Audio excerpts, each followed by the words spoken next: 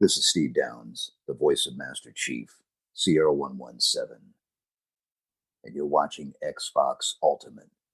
Now, finish the fight. Chief out.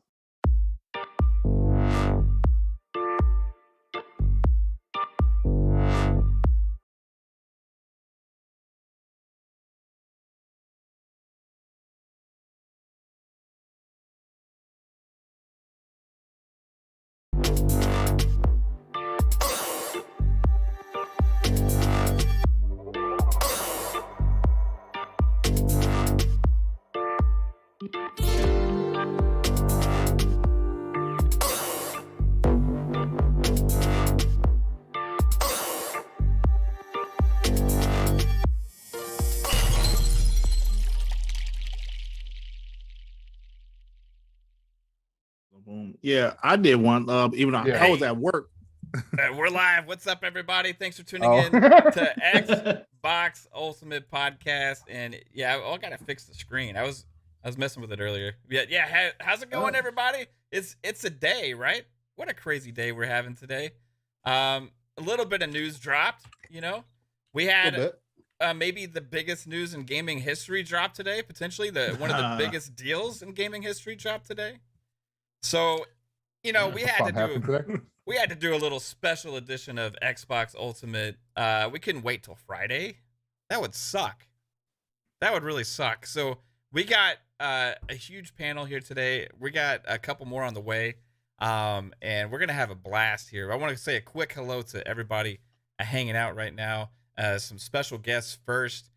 Dirk Griggity, I had a great time on your show on yesterday. Actually, good people. Man, if this happened yesterday, we would have had even a different show then, right? Man, that would have been amazing. But hey, man, you know, hey, thanks for inviting me on this special day for us Xbox fans. Huge day. I can't wait to talk about it some more, man.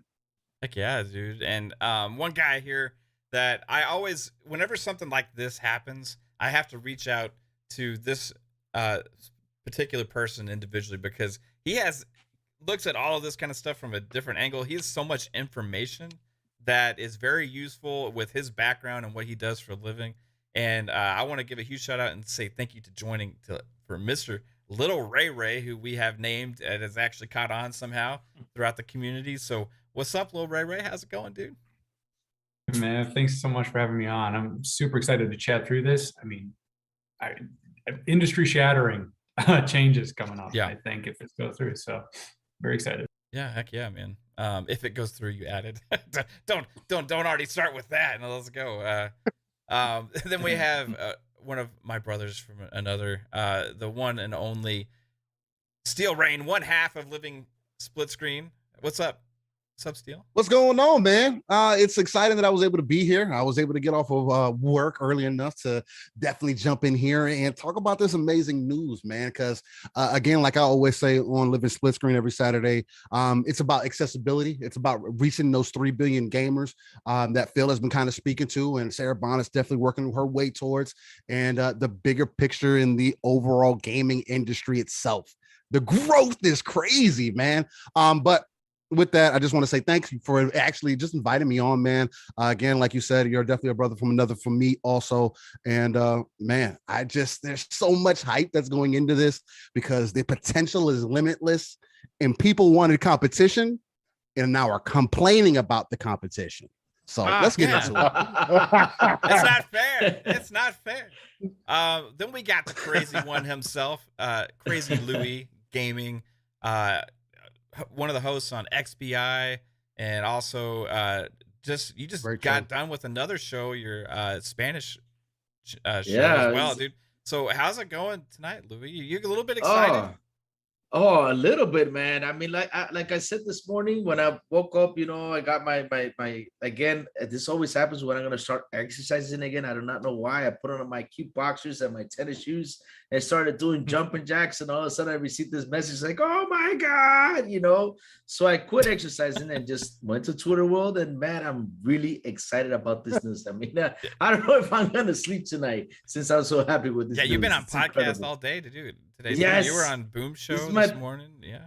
This is my third one today, man. Oh, Wow. it's been incredible. It's been an awesome ride, really. I'm excited to be here. I love your energy. I'm glad you're here, man.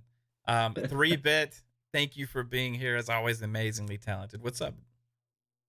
Hey, first off, when this news hit, I feel like I was just scrolling through Twitter and I was just ignoring it. I was like, what is this? I don't know what this is, right? Activision, you know, I'm sick of like seeing Activision. Activision stuff, anyways, and then lady actually messaged, we were in our ultimate chat and she was like freaking out about it. And wow, this is big news, you guys. I can't wait to talk about it with you guys. You actually texted me. You never text me. So like, I did. You texted me. I was like, this must be important, right? Yeah. It's okay. It was like, got my attention. She was like, did you see this? And I was like, what are you talking about? She's like, it's huge Xbox news. And I'm like, what are you talking about? And I already had this feeling of like another ZeniMax Bethesda moment was happening, because this was like exact same scenario. And she was like, Xbox is buying Activision Blizzard. And I'm like, no, they're not. That's not happening. This is like, that's crazy. I'm like, are you serious right now? Are you freaking kidding me? Yeah, I could not have predicted this. Like, no. I predicted so many other companies and like my videos and stuff like that. I couldn't even have predicted this one. So yeah, props to Phil. Yeah, none of us did. None of us did. I mean, it's amazing. We all been talking about WB, Square Enix, Sega, all these other companies, and this just came out of the blue. It's just like boom, right there. Only one that semi-predicted this was Wall Street Journal, who had actually come out with an article before about Activision Blizzard's situation, putting them in a weak position for a takeover, right? And they came out with that, and then they made an update on their post today saying like, it was after they made their actual original article in November that Xbox approached them. So other companies were going to be approaching them as well. So it's curious. I don't know how much. I think Wall Street Journal's trying to give themselves some credit here. Yeah, it seems of course. pretty truncated as a timetable. Yeah.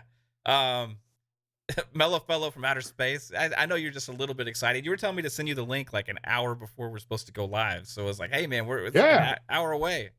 What's up, dude? Dude, this is huge. I mean, they just added over 10 studios into freaking the Xbox. Crazy. 32 studios, man. Game. Yeah. It's insane. It's insane. This is big. The other studio, not aside from Call of Duty and everything else, other game studios that they're getting out of this is we're about to get some games that we have not thought of for a very long time. X-Men Legends, let's go. X-Men Legends. Yeah. Oh, dude. Yeah, you know what? I love that game. I think Toys for Bob is the most underrated team, that because that Crash 4 was an amazing game. And if they can do something, you know, Banjo or Conquer or something, I think they're the team for that. But you know, they own Spyro now. Awesome. Oh, you were the Crash guy, huh? Yeah, I love Crash. I never liked Spyro. Yeah, back in PS1 days, I was always a Crash guy. There was always like that sort of debate between them, like Spyro versus Crash. Spyro. Yeah. I never liked Spyro. He was a sucker. Sucker. So Jasper. Hey, listen, that Crash, like commercial where he like stepped up to Mario. That's it. Oh man. yeah. Oh, Spyro never did nothing as gangster as that. That's true. What's the thing he had? Like the megaphone or something? Megaphone, yes. Yeah. He was selling to Nintendo. Say pretty boy. Crash was pretty gangster. boy. I like that. Now Jasper is a realist, right? And yes, if I would have told you yesterday that hey, tomorrow Xbox is going to buy Activision Blizzard and it's going to be announced all over the place and stuff, what would you have said? No, just like everyone else here. Yeah. Yeah, pretty much. Yeah. With everything that got going on, like this was not expected. Yeah, absolutely. No, not expected. No. Uncle Phil had to go swing that paycheck around today. Wow. Is that what that money is behind you? I will say though, if we ever have another like show focused on potential acquisitions, and I see complaining out there, I'm saying shut the fuck up. Let us have this fun speculation and this acquisition talk, because it's always a matter of when, not if. And we've been saying that for a long time. And who?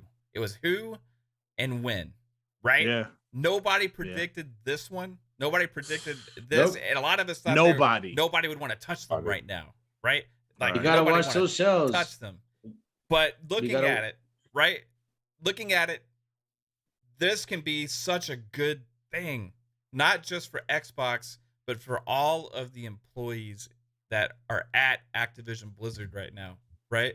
Because you have a chance now to take over once the full transition is happened. Xbox is in control there, right? They can infuse their culture. They can infuse everything that goes on with working as a Microsoft studio within Activision Blizzard. So this is a huge deal. And, you know, it sucks that Kotick is going to line his pockets with this deal, but that was going to happen regardless. Yeah. You know, no matter how he left, he was going to leave a rich man.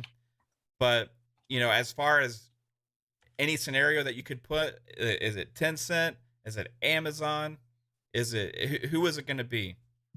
For gamers, I think this is a win here that it was Microsoft, right? And I want to start here with Lil Ray and ask a question, and so we can piggyback off of that, right? In the history of the gaming landscape, right? How big is this move compared to anything that's happened previously? And are we going to see potential other massive things like this, you think, coming in the future now? Because there's only a certain amount of these big publishers left now, right? For my opinion, this elevated the potential value of either all of those slightly just because there's now one less, you know? Is that a thing you think that's going to be happening? And also the past, like, where does it stand? Yeah, that's a good question. As far as like magnitude vis-a-vis the industry as a whole, I mean, when Activision and Blizzard teamed up and spun out of Vivendi back in the day, that was a big thing. I mean, that kind of shook up the landscape a little bit. Maybe it's as big as Xbox entering the market to have a third, you know, competitor after Sega had dropped out completely. I mean, they were on a last leg for a while, and I think that might be as big of a shift. This really does have the potential to change the way that video games are distributed to people. Microsoft is they're really looking past the traditional video game market. And I think this acquisition speaks to it immensely, because I think we were talking about a little bit on the pre-show. I mean, the IPs that they're getting, they're rock solid IPs, but they're not ones that have set me as like a core gamer on fire for a long time. I mean, you look at StarCraft 2, I don't know, I fell off of that for a while. World of Warcraft, that fell off a little bit. Diablo, and I mean, that Immortal mess when they announced that, and then they acquired King and they were moving it, you know, as a publisher, they focused all of their Activision things on one property. Yeah. I don't know that was the right move for a core gamer to love Activision Blizzard from a products perspective. I mean, irrespective of the abuses that have been going on with management over there, et cetera. But now you have a company that has the platform, has the reach, and has the patience to allow these talented developers to actually produce games that don't need to make money quarter over quarter over quarter over quarter, like they did for Activision when it was a public company. And so all of a sudden, you have a competitor in the marketplace that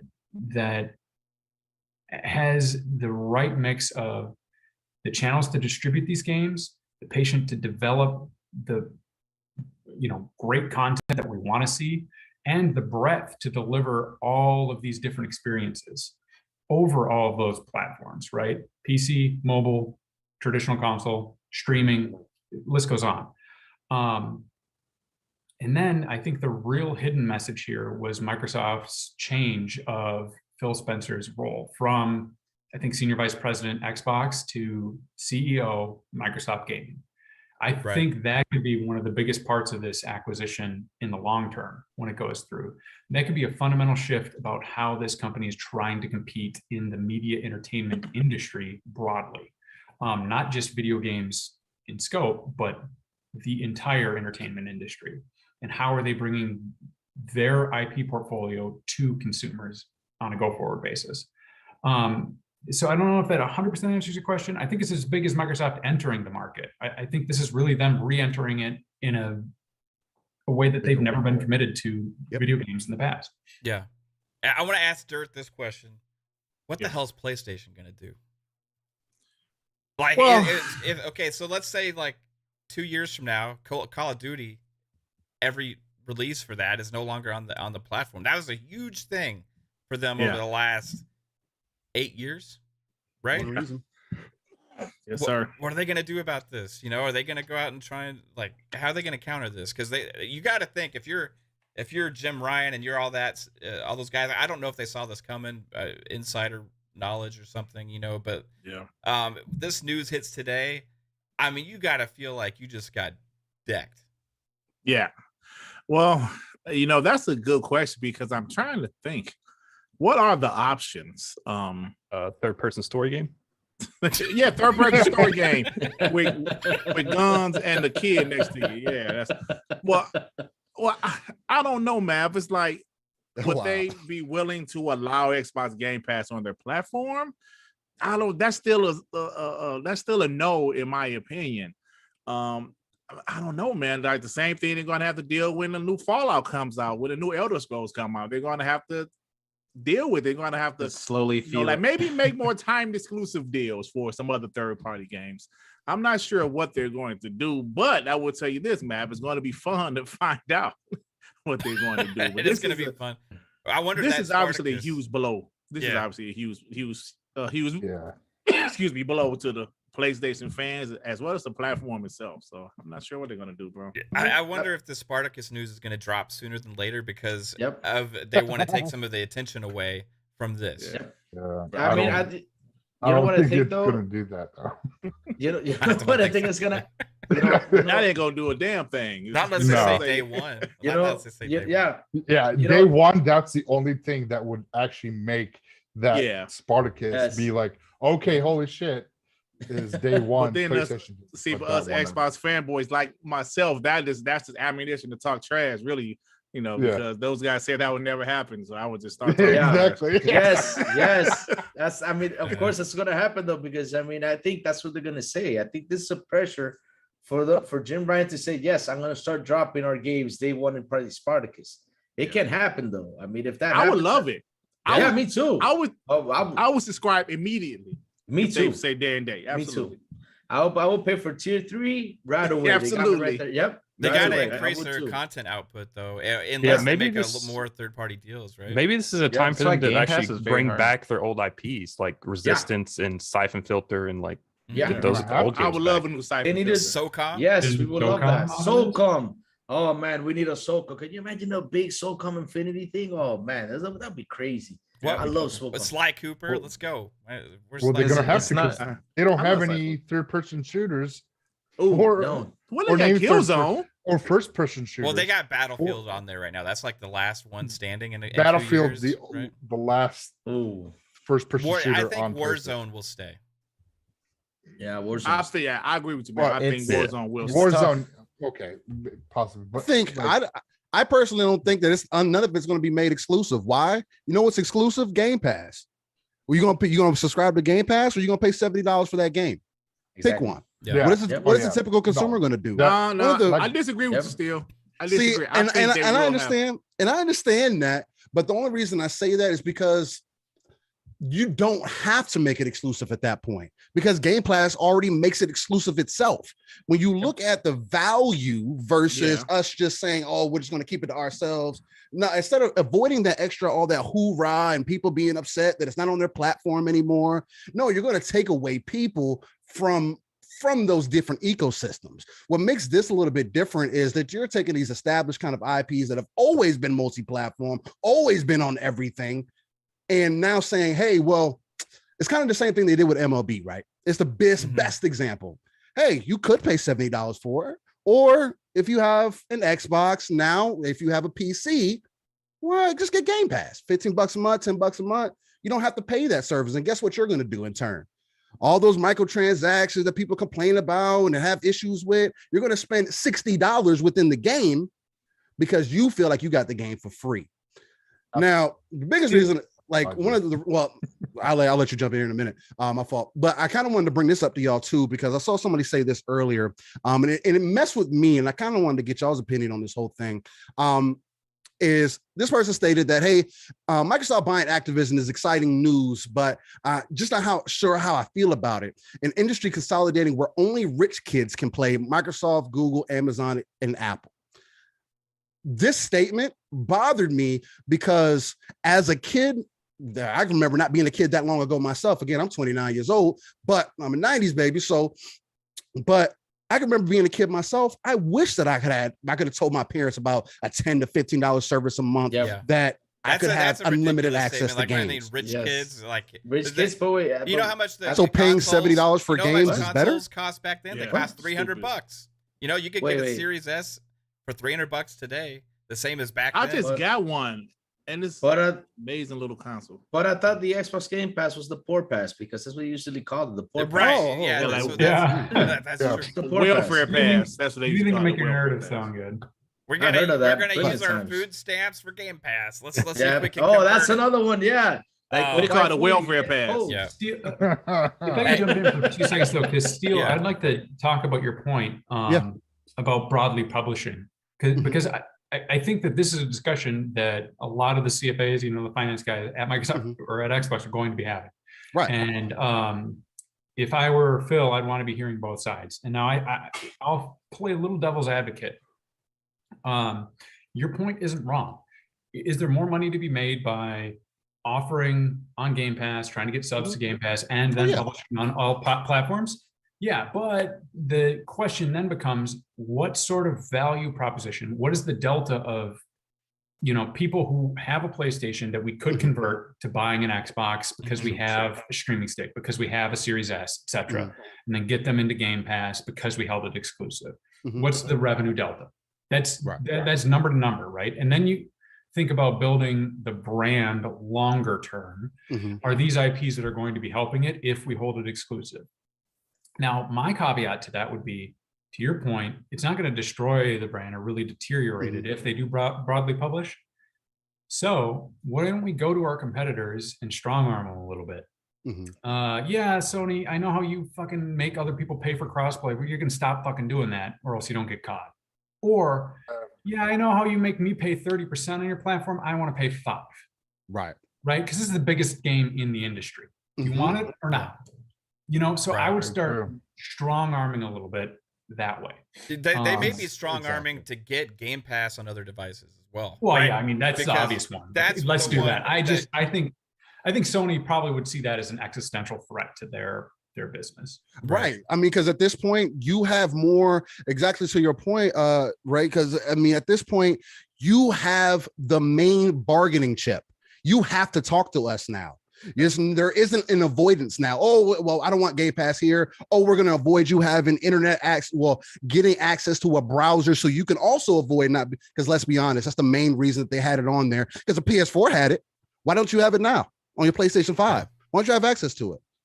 There's a bigger picture there, because now you see the web-based service. Oh man, you can go through. There's people who are on Nintendo who are getting a Game Pass to work on their Switch. Oh man, there's people on PC who can just stream games and just get instant access. Oh, you got your phone. There are so many more devices. Again, going to that bigger picture, that play, people want. And again, it always bothers me when people say, "Oh, it's all about the single player games," and this is what we need to get. If you want your single player experiences, you have to have something that is going to fund those experiences. And right now, as we move further into the future, if stuff like this doesn't start happening, if this consolidation doesn't start happening, those are going to be less and less, because these companies can put out games like we see with Candy Crush that makes, I believe I was listening to Jez and Rand earlier, where Jez was saying that Candy Crush itself brings in $2 million a day. Crazy. It's all those grandmas. Hey, I want to get to a couple of super chats real quick. Hey, $5 from Gerald Mack. Thank you so much. It says Phil Dominus Maximus Aurelius Spencer is on some Tony Stark, Bruce Wayne bully-ish. I bought the bank. Yes, he did. Vic the Click with a $5 super chat. Appreciate you as well, sir. said, today is an amazing day and a blessing when Xbox acquires Activision. But yes, the most important thing today, the best news of the day, is Spooky Sprocket is doing way better. What a good day. 100%. He has awoken from his coma today. We're still awaiting further words about what kind of condition he's in and all of that stuff. But from where we were just a short time ago they were saying they're giving him 7 days at one point and all this kind of stuff, to flatlining and then coming back and now being awake. Yes. There you go. It's 100%. What a turnaround. An amazing day. And that was, for me, honestly, the best news. You know, of the day. All this gaming stuff is secondary, but this is a gaming show, right? This is a gaming channel, and that's what we're going to cover. But thank you for putting that in the super chat. And I wanted to make sure we spend some time mentioning that as well, because it's amazing that he's doing better. So, and we have here the Encyclopedia of Gaming, dating back to the very first game ever created, the one and only Pong Soul, fresh out of work, right? You've been buying some stock today or anything very like that? Nice. Pong? Yeah, I wish I would have had that little inkling in the back of my head. Activision's getting pretty low. Maybe it's time to buy a few shares here and there. Look, I just can't believe it's Friday already. Welcome, Xbox Ultimate family. It's great to be here. It's weird. Like, this is third show of the day. Look, man, this is incredible. Thanks for inviting me, Mav. I'm glad I could make it. I didn't know if I was going to make it or not. So I've been listening to you guys on the way home. I flipped over from RDX after Dealer swore at you for doing a show at the same time. Oh, did he? You started draining his audience. No. Okay. I was like, I'm sorry, Dealer. I took. He's over three. He's over 3. He's over 3K. He's okay. Yeah, we got 1% of your audience. I'm happy about that. No, I love it, man. What a day. Mav, look, we've been talking about this. I was actually getting ready for work this morning. I was supposed to be at the office at 8:30. Yeah. And I wasn't going to be on Boom Show, Xbox Factor this morning. I had already told Boom I wasn't going to be there. So I was getting ready. I didn't have my phone because I needed to go. So I was just getting ready, doing my thing. Got everything set, went and started the car to let it warm up, and pull up my phone and was just going to scroll through real quick and see, it was right around 8 o'clock. So it was like, all right, this is the time they drop something. I'm like, Game Pass news. Danganronpa came into Game Pass out of the blue last night. My daughter was excited about that. Yeah, dude, I'm so excited for that. That's all been lost, right? And so I just pulled it up, and all of a sudden I'm like, wait, what? What? I'm like, no. Yeah. And then I started trying to wrap my head around it, and then I instantly messaged work and said, "Ooh, car problems. Not going to be in for a while. Sorry." You ran into a blizzard on the way to work. Blizzard. I know there's no blizzard down there, but up here it's bad. No, my vision's acting up. My engine fell out. I got to put it back in real quick. I have to replace my Activision. It's next to my alternator. Exactly. So so for me, it was just another ZeniMax moment. But then it really sets in, right? ZeniMax was one thing, and ZeniMax had been so close to Xbox all these years, right? That it was really easy to imagine, and it just kind of made sense, right? It just was like okay. But like you guys were already talking about, none of us really would have guessed this one. If we had to list out 10 possible acquisitions. We did on a show, Pong. We didn't pick this one, I don't think. We didn't pick this one because no one picked this. Because nobody picked this one. It's out of the norm, right? Because Microsoft is risk adverse when they do these types of acquisitions. Normally it's something or I should say a company that they're very comfortable with, that has, great leadership in place, that has a management style that fits well. Activision just throws that all out, like in the worst way possible. Activision is a complete opposite of all that right now, right? So there's just no way you could ever think that this was actually going to come to fruition. So then you start trying to wrap your head around it. And then you just automatically, it's Call of Duty. What the hell do they do with Call of Duty, right? It's like, really gonna make that exclusive? What? Really? This is a bully move. This is a straight up bully move by $70 Xbox billion and by Microsoft. cash bully move. It's a move that very few companies could make, right? And it's one that, especially with everything going on in Activision Blizzard. Now, it makes sense from the standpoint that you see a wounded company, stock prices are down. If you're going to make a move like this is when you do it. That's just basic business 101, right? This is when you take advantage of the situation. However, it still goes against so many things that we've seen out of Microsoft and Xbox recently that it still boggles the freaking mind. But look, we've been talking about this. This is the new Xbox. This is not the old Xbox. They aren't playing around with anybody anymore. Again, Satya, like you guys brought up, we're all in. People didn't realize, we tried to tell people, Mav, and again, like you said, Mav, it's funny how people are trying to downplay acquisition talk and why you guys always saying this stuff. Try to tell y'all, when Phil and Satya come out and say 2 to 3 billion gamers is our goal. Yeah. They can't do it the old way. Okay. We already know that. That's out the window. That is in the trash, that is burned to the ground. You're talking about a completely different way of looking at this industry as a whole. And again, today, $70 billion cash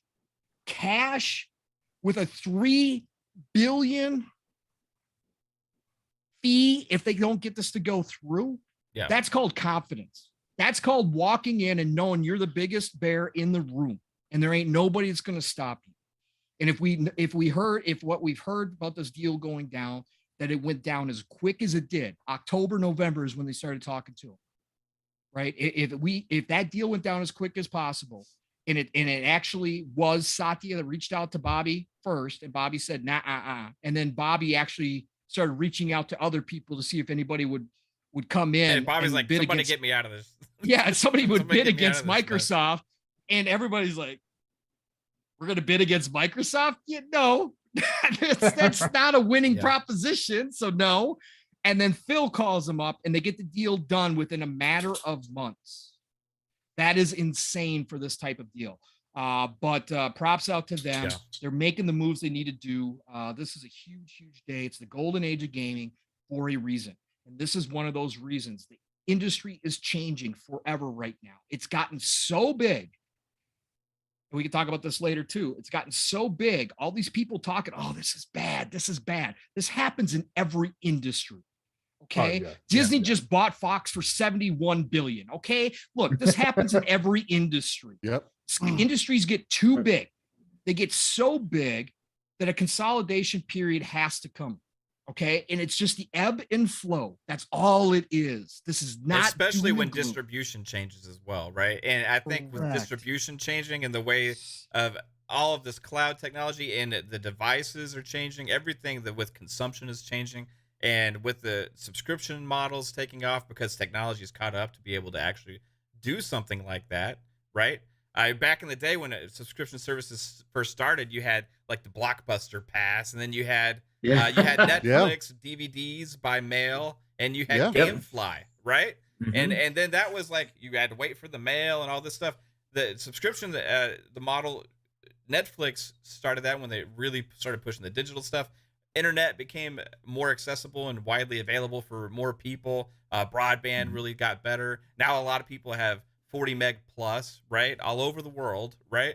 So now the infrastructure has changed because the world is more connected than ever before. So of course, industry changes with that. You got these new subscription models. Now every company can do their own subscription service. They don't got to worry about all this mail stuff. They can just it's a digital platform. It's a digital focus. The world's changing. The games are changing. We're getting more because of it, because there's more revenue to share for all these companies as well. And now the industry understands that they all can't have a subscription service by themselves because they're not going to get everybody to go ahead and like sub to 35 different subscriptions. It's not going to work out. So what's going to happen? Partnerships, deals, acquisitions, consolidation. Yeah. I want to ask Lil Ray this as well, because I saw him make a little face when you said a couple months of talks. Like, how long does it take for a deal like this to potentially get done? When would you say that they have started these discussions? It's not impossible for it to have been a couple months. I've heard those rumors, and I don't know. It's a big deal to come together that quickly. However, there were extenuating circumstances when that California news story broke, right? Correct. So, correct. Yeah, it could be as simple as Microsoft kind of white knighting here and fixing the solution and making sure that Bobby gets to stay rich, but then they get to line their pockets with a phenomenal company, right? So I'm not saying it's impossible. When I hear that, I'm like, I've worked on deals that it's just like pulling teeth to get it done. And so I would just be surprised if it was that quick and there hadn't been, some feelers and a lot longer discussion, but it's not impossible. Yeah. How many deals have you done, Lil Ray, with a couple million shareholders behind there calling for your head, right?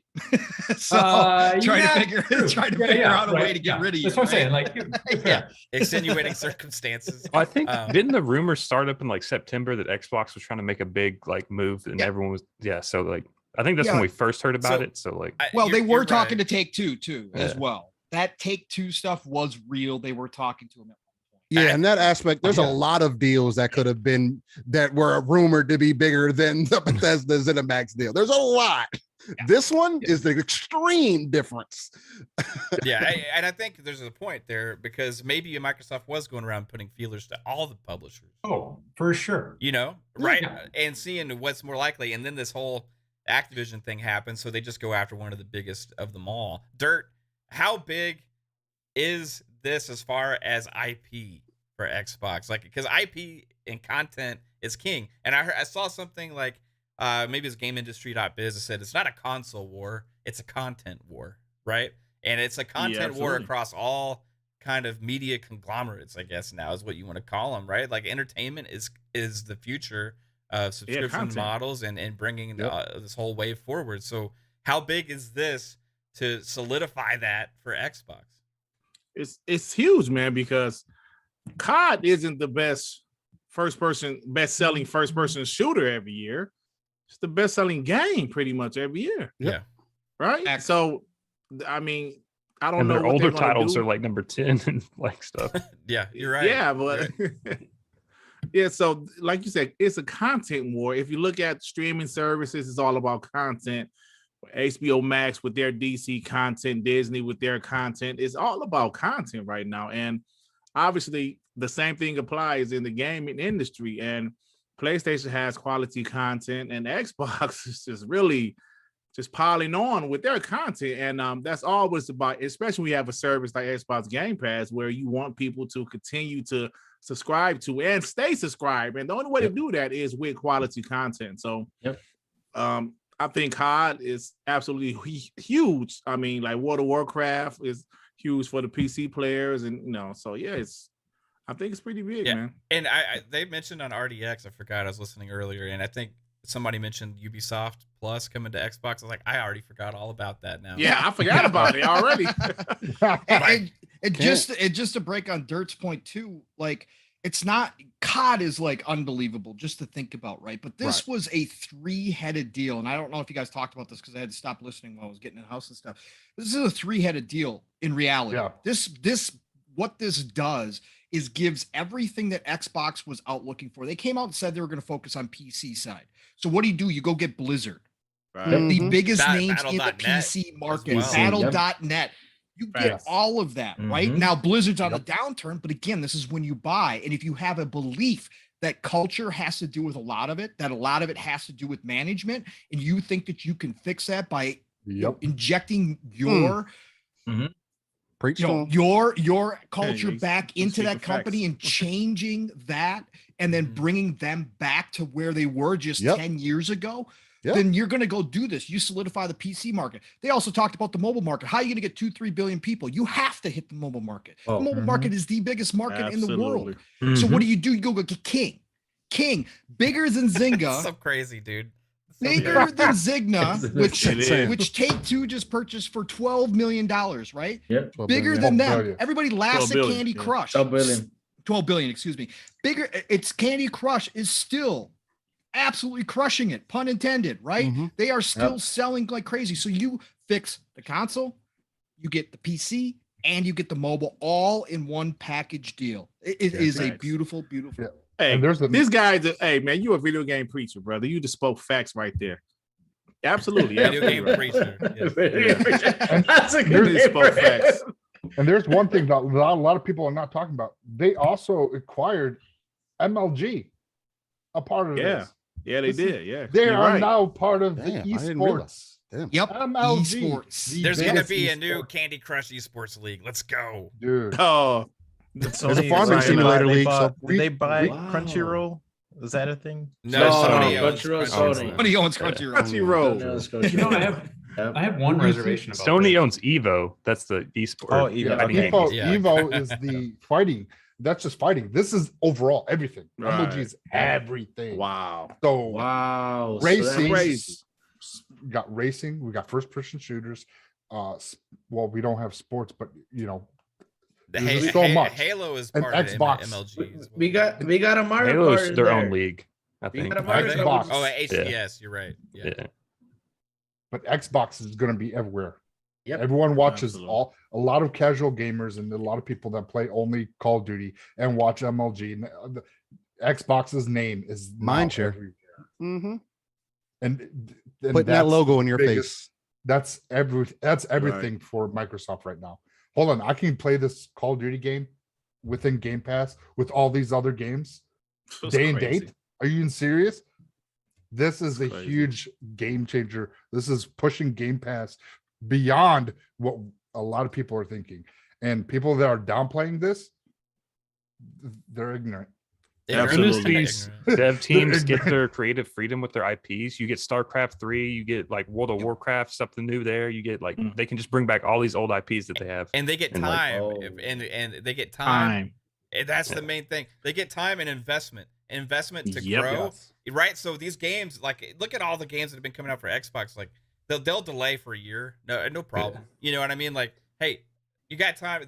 Like Ray said earlier, they're not worried about the quarterly earnings report as much with the games. They're worried about subscriptions. You know what I mean? Mm. They want the amount of Right. subscriptions is the answer, and you don't get more subscriptions by putting out shitty games, right? You get Absolutely. more subscriptions, and with the amount of Especially stable in gaming. that they have. Remember we did that thing before, and we figured out how many games they have in the works, and it was like 45 plus or whatever. And now you just like potentially like add another 20 in there Double. for the next 5 years or so. It's crazy. And it's coming to Unbelievable. Game Pass. You have Yeah. so little to worry about as far as content hitting your platform to draw in subscribers. You just want to make sure it's quality, right? And like, Quality. if Netflix had a bunch of shitty stuff on there that nobody cared about, right? If Disney Plus had a bunch of crappy stuff on there that nobody cared about, there wouldn't be as many subscribers. They gotta put Absolutely. quality. HBO Max, right? You wanna talk about Keeley when he made those stupid comments before about like Xbox being like cable and then like freaking Nah, it's PlayStation not being that. HBO. Well, guess what? Like freaking Xbox just bought the networks. You know what I mean? Right. Like, Exactly. they're bringing out so much different content that is like so varied, right? And it's not just about console, it's about PC and now mobile. Think about all these grandparents are going to see Game Pass ads when they're playing Candy Crush, right? Like, Right. You can like say- instead of saying tasty, it's going to say Game Pass when you get it, when you get make a good move on there. You know what I mean? No, you know, like Mav is right though. Hey, Mav, I have a question. Do you guys think COD will remain annual? No. Like every I hope year? not. No, I hope not. I don't think That would be the wrong I move. don't think I it mean, will either. Yeah. Now Maybe you the can start first 2 spreading years, out. but You You can know- start spreading out some of these releases. 'cause you Absolutely. think about like Absolutely. how many AAA games they can have per year with Mhm. Game Pass. They could literally just be like, it's done, but we could push it to next And year. that's They what's have polish necessary. it. Just polish it. That's Yeah. less They necessary. literally with have a good problem. Warzone, too. Right. You know, Ever you know, growing. you know what they need to do? What they need to do is just put some guys to work on Call of Duty and do what they're doing with Halo. Just make it infinite. And each year, just post a story and post a better story than what you all were doing before. Because really, COD, you can make really great stories to it. So yeah, just make a team to put it there and work on the multiplayer and make stories, and that's it. Do what they're doing with Halo. Infinity Ward, just let them handle Yeah. Call of Duty. That's what Everybody- Call of maybe Duty- maybe two studios, one to handle Warzone, Yeah. one to handle Oh, regular man. Call of Duty Hey, releases. who Yeah. It's made every the 2 2019 years. version? That's it. Yeah. That was Infinity Infinity Ward. Ward. Infinity Yeah. Ward. Oh my Infinity God. Ward. Modern Yeah. Warfare 2019 was Yeah. absolutely Yeah. incredible that campaign. was Yeah. the best original. Call of Duty. Oh, Infinity Ward. modern. Oh, Well, that guess was what? dope Guess what the campaign. best Call of Duties of all time are? Modern What's Warfare, the first Modern Warfare, and Modern Yeah. Warfare 2. Yeah, Yeah. pretty I much agree. right. True. Yeah. Infinity I War. agree. But And I just don't remember get that me wrong, 2019 Infinity War. campaign being absolutely incredible. Yep. And A lot of the Black Call Ops of 1 Duty and 2. community is asking for a game that's like not annualized, but like carries on like Halo's doing Yep. now, where they just keep Exactly. building off of it. Correct. So Yep. Yeah. Yes. This isn't a That's what sport they need. game. I don't need to reinvest in this game every year. Exactly. So Call of Make it Duty free to Infinite, play. Right. Call of Duty right. Infinite's coming 2025. Make it free to It play. could. Call of Duty, Guys, yeah. I- That's a I good know point. this is a Louis. bit of a non sequitur, but Yeah. this is something I haven't heard much discussion about, but is probably one of my biggest reservations about this whole thing. Mhm. Phil Spencer is going to run a company. This probably could be in the top half or the top 200 of the Fortune 500. So he's going to start getting phone calls pretty quick Mhm. to say, hey, do you want to come be the CEO of this company? You want to come be the CEO of that company? Mhm. I don't know what Microsoft's plan is to retain Phil long term. Now, I mean, that's where him becoming CEO of Microsoft Gaming, that's great and all that stuff, but I did a little bit of research, and so like Ubisoft, EA, I mean, they're paying their executives 38, 45 million bucks a year. And we all know what Bobby Kotick's getting paid before all this shit hit the fan. Yeah. Right. So honestly, it wouldn't surprise me if Phil, started entertaining some of those phone calls pretty quick. So, I don't know. What do you guys think about, leadership transition? I think Satya handed him a cash bag of money and said, "Here you go. You're the new CEO of Game Pass." I hope Or- so. The Yeah. CEO of Game Pass. I picture Yeah, like he's he gonna be The stole new CEO of Xbox. Damn, Here you just go. Game Pass. CEO of And, Game Pass. Let's go. I just And- picture he stole his credit card and Phil's And- like, Yeah. what's this charge come from? I mean, 70 no, billion. I He's think been tenure in Microsoft. I think to be completely honest with y'all, though, I think the story is deeper than just money. Even let's just use Tom Brady for an example. A lot of people consider him as a GOAT, So whether you like him or you're not. comparing Phil Spencer to Tom Brady? He is The reason I say Okay. the reason I say that Is it Tom the Brady reason from I the Brady Bunch? I can't just nah, Tom Brady from the Patriots, who has now played for the Bucks. But no, the reason I use that reference is because Tom Brady took a hit on his personal contract every year to make sure he had players, at least to make sure that the team were able to get talent around him that he could play with. Now, that's debatable now whether Bill Belichick was able to keep talent around him or not, or whether Tom Brady's been able to be consistent. Either way, he has the most Super Bowls out of any athlete that has ever existed, has the most rings, I should say, out of any athlete that exists today. Yeah. He's probably got a Super Bowl cock ring for all we know. Yeah, I mean, maybe.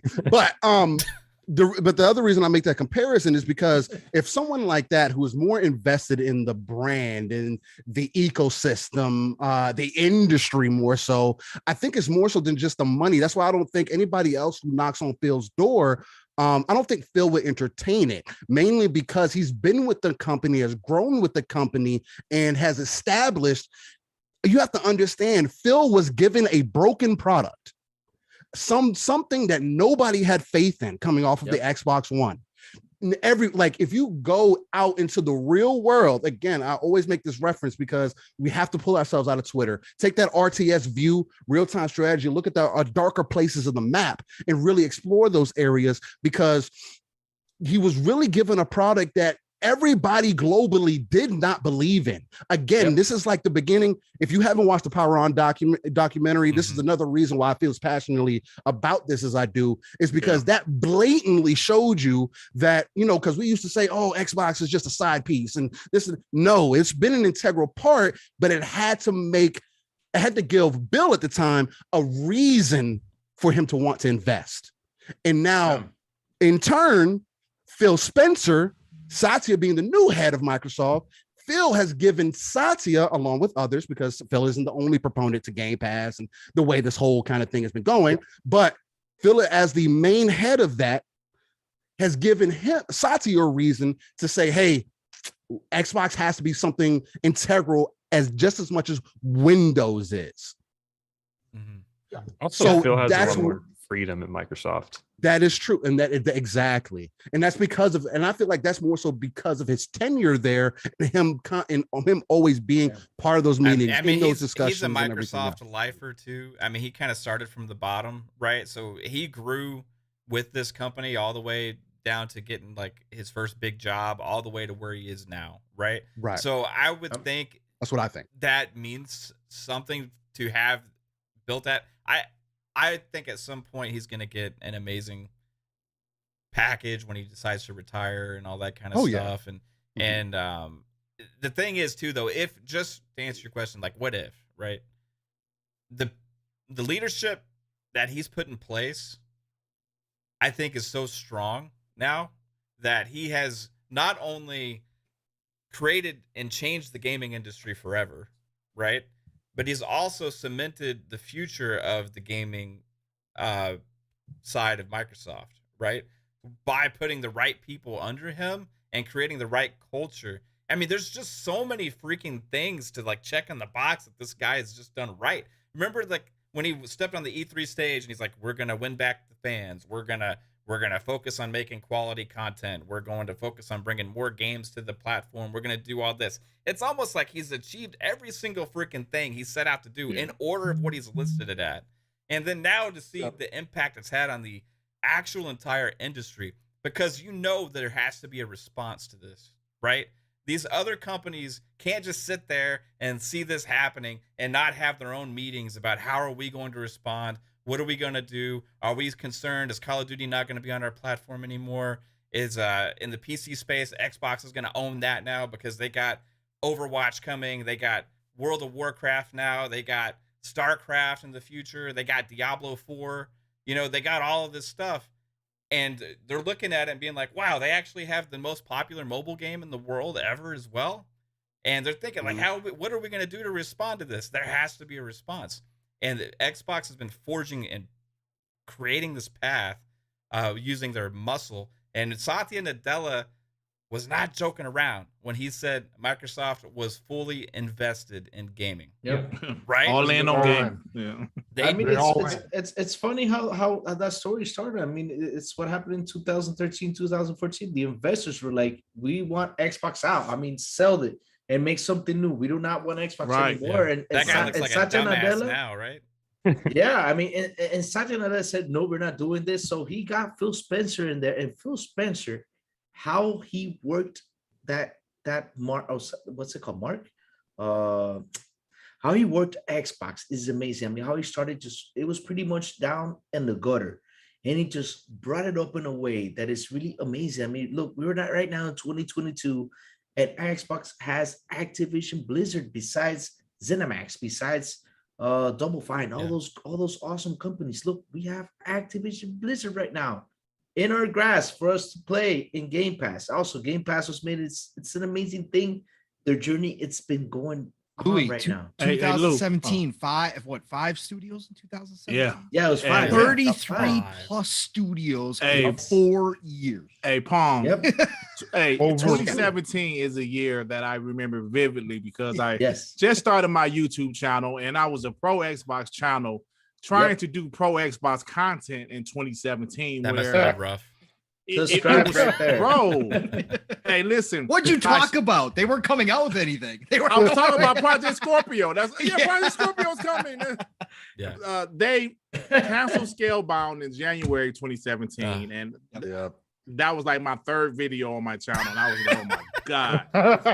Throughout that year, I was one of your first subscribers, Dirt. I subscribed to your channel when I saw you. Oh, I was following Crack Gamer.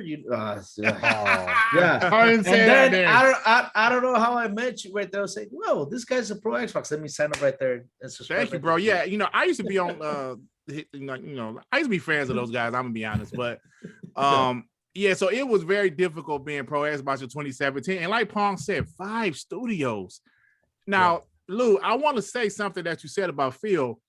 The one thing that you forgot to mention is that Phil had to convince Satya that Xbox should be around Microsoft. Because like what we read, Satya was like, why do we need Xbox here at Microsoft? And Phil had to convince him. And of course, in 2017, when Phil got that promotion, the rest is history. Right. Oh, okay.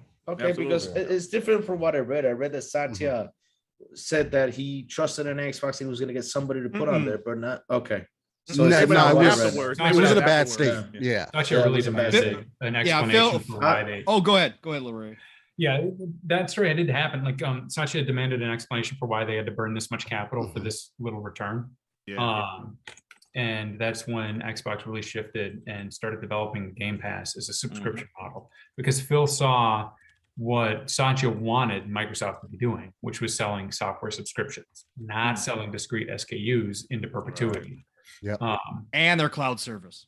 Yeah, and And cloud, it was just building on already the investments Microsoft was making. And then you were being able to serve or sell services and tools to even industry competitors. I mean, they signed that Sony deal. And it is a really, really genius strategy that got put in place by Phil Spencer. And I mean, the man's really humble about it when he talks about it and stuff. And he did have a good team and there was a lot of resources there, but really it took a vision to put together an argument for why you needed to be in this space. Now, that said, I don't think the vision of potential competitors is there yet, right? You think Amazon and you think Google, and both have just struggled to build their gaming quote unquote empires. Phil had the Activision.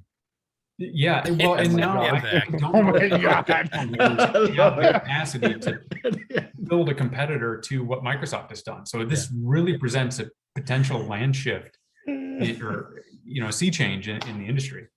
Yeah. Who can step up? Like, all right, so I saw a tweet earlier, I think from Keeley, and he was listing like some of the other publishers and what their market caps are right now and stuff. So do we see Amazon going and getting something like this, or like is Tencent gonna is Tencent just buying a piece of everything right now? But like, I mean, there's a reason why Phil, I mean, we could bring this up. Phil, for a reason, said that we are not, our main competitors isn't Sony, it is not Nintendo.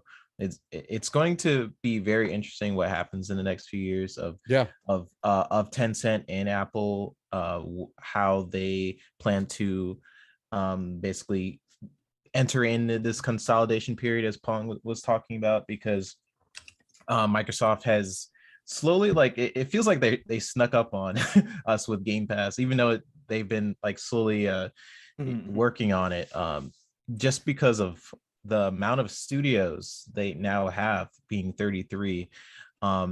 It's insane. It really is. There's only so much value that is really coming out of Game Pass is really amazing.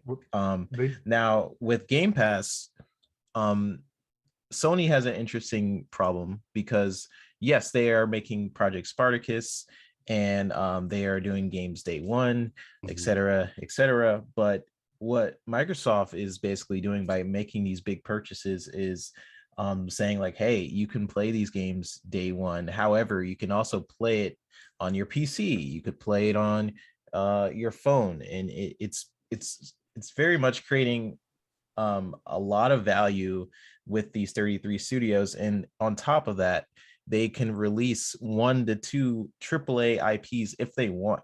They don't even have to really, but they have a really good problem that they have so many studios that they can decide when to release certain information about these games, which it's amazing. So looking forward to what they have got going on and what Phil is planning on. I know they can't say they're going to kick him out also, but I think most of us know on this panel that is probably the plan, especially because Phil, what was it, a month or so ago was talking about the Activision, basically responding to what was going on with the sexual harassment, with what was going on at Activision, and he was basically saying he doesn't stand for stuff like that. And if you time that article with kind of what the deals were, probably were in place around that same time, you can tell, like, okay, that was probably Phil giving us like a hint. Even better last week. Yeah, I was gonna say last week. He did an interview and they asked him, and they asked him, Av and I covered this and Steele and I covered this as well. Yeah. And they asked him and he said, we've changed how we do business with them. Yeah. That's with them. Like, they're that's aware so of it. funny to me. That's just hilarious because and really the gotta read it what you're saying. The Activision logo was behind them, hidden. I mean, I saw that in the picture today, and I sent it to Boom. I was like, "Look at this." I think that was Photoshop. I think that was Photoshop. You gotta watch those shows. Yeah, that was Photoshop. That was Photoshop. Yeah, it was Photoshop. Wait, no, that's just a kidding. logo. I think Tom Warren did that, didn't he? I think Tom Warren was on the Photoshop. I did find a video that I posted on YouTube from their November, like the Xbox 20th anniversary. They had Larry Herb had Phil Spencer on, and there was some big hints there, right? So I caught that. I went back and looked, and I posted it on the YouTube channel, guys. So make sure you go and look at that. There was some that Blizzard sign. You talking about that Blizzard sign? Yes. Yeah. I'm looking at it. It was awful. The Blizzard Yeah. sign. And what was was it yesterday that Phil Spencer came out and announced I gotta look for that. 25 million subscribers right now? No, that was today as well. No, today. Yeah. All Today. today. Yeah. They Yeah. officially Yeah. came out today. Yeah. And then he So- said he didn't say they were at 25 million. They said they were over 25 million. Yeah. Yeah. So- And Oh, did again, they say over? yeah, Over, it said we're over 20. Over- we have over over 25 million. Okay. Yep. Yeah, That's- and this that's is what only that going to post- grow. Like They're only going to Oh. undersell themselves whenever yeah, they give us always. those numbers. They're always They could be at almost Yeah. at 30 and say that, Yeah. we're over 25. Right. Yeah. Wow. I didn't even peep that. they could be at 180 million and just say we're over 25. No, I'm just kidding. They wouldn't do that. No. But yeah, it's just so crazy, man. Like, what I wonder what is going to be the impact more to Activision and Blizzard now. Like, how is Microsoft going to Complete revamp. change the Oh, yeah. culture there and help their studios? Top This is down. This is the ultimate version of Caitlin's favorite game, House Flipper. Right? This is the ultimate version. Yeah. No, you're, I mean, It 100%, really- you're right. It truly Corporate is. flipper. Because after the Lionsgate thing, if you guys watch the documentary, it kind of goes into Lionsgate? It was Lionhead. Yeah. or Okay. what did I say? Lionhead. Lionhead. Lionhead. Lionsgate is Lionsgate, the the movie side. studio. Lionsgate. I know what you meant. Movie studio. Wait, Lionsgate? Ain't that Tyler Perry movies? Yeah. No, Lionhead. If you guys watch the documentary, it kind of goes into how that shifted their culture of leaving studios alone to do things. But I think with this, based on what Phil has been saying in his past interviews with how he doesn't stand for basically sexual harassment and workplaces being like this, you could kind of tell what's going to happen is they're probably going to have their hands in this studio more than any other studio in the Xbox lineup so far. Oh yeah, more than likely, yeah. In they're gonna the keep an eye. briefing, I remember or not in the briefing, but in the notice or press release that they put out or whatever, it said that after the transition, Activision Blizzard will be reporting to Phil Spencer, right? Yeah. As opposed to they said Kotick and Phil will work together to make this a good transition, and then once the transition is complete, the Activision Blizzard will report to Phil Spencer. And even So that, tells you I what think we it's I think it's more one-sided. I don't think it's cast Kotick's involvement Yeah. as much as people think. He's got just because of of on the beach, probably. You know what because I mean? of what's going on. Yeah. Yeah, he's back here somewhere. Yeah, I mean, he's not. I mean, it is what it is, and that is the unfortunate part of it, because I mean, again, for somebody who's let a lot of this kind of go on and has let Activision kind of really taken the fall that they've had over in the years, and it to be kind of like we talk about shells of your former self, like Activision is literally that. You were the king, like under Halo, like you were the next first-person shooter company that was able to come out and really redefine the genre again, working off of what was already established. And then now it's like it's kind of up and down. So it just leaves, there's so much to be interpreted from this, man. So many different directions that this can go. So much potential in it. Like it's just, I think this is going to have so much, like kind of what you were saying, Psycho. There's going to be definitely more hands-on with Activision, more so until they get everything restructured the way that they want it. Because like we spoke to earlier, I think that's exactly what Phil's going to want to get back to. Hey, you know, Call of Duty's great, but this year-to-year thing isn't it. We're not a sports game, but even sports companies are starting to see that too. Like that's not necessarily the way of the future. What can we do to kind of keep our people invested and then continue to move forward? They do own Tony Hawk. Yeah. Oh, that's another one. Hey, I want to get to the super chat real quick. Noof Nukem, thank you so much for $7.50. It says, "What a time to be an Xbox gamer, my lord. Xbox is not playing around. They're coming for those subs faster than a fat kid for a free 6-inch at Subway. I'll take a free 6-inch at Subway every day of the week." Is there a subscription service for that? There's one at Taco Bell. You want that? You Yeah. want Taco Oh Bell? yes, There's Taco there's Bell. one. There They is gotta that. put it on That's Xbox. crazy. What is Put it that? on Xbox Game Pass. Taco Bell and Xbox had deals in the past. Isn't that isn't that a taco a day for $10 a month or something like that? Next acquisition, Taco But Bell. I'm not gonna go to the Taco Bell drive-through just for one damn taco. No, you get one taco and a chance. No, but that's to win why an they Xbox. want you to sell it. I know. They know you're going to show up for one, and you're going to wind up buying 12, right? So that's the way it's going to work. Yeah, but I'm going to leave hungry if I only get one taco. It's like, well, at least you get one taco. You get a taco in a week of Game Pass. Can you bank your tacos? Yeah, like, you know, I haven't eaten a taco in 5 days. I want my 5 damn tacos. You know? Yeah, that's a good point. I'll go on the 30th day of the month and get 30. Yeah, get 30 tacos. Let's go. Yeah, I got 30 my tacos. tacos? I wonder Oh if they my roll over your unused tacos to the next Hell month. no. Hell no, you know that. If you don't use it, you lose it, sir. I've been saving up for 3 I'll months. give you a free packet of hot sauce. I got 90 tacos coming to me, man. I'm having a party tonight. We'll get my 90 tacos for $30 in 3 months. Let's go. Think about this, gentlemen. Think about this too, brothers. What's one of the hardest to find resources in this industry right now?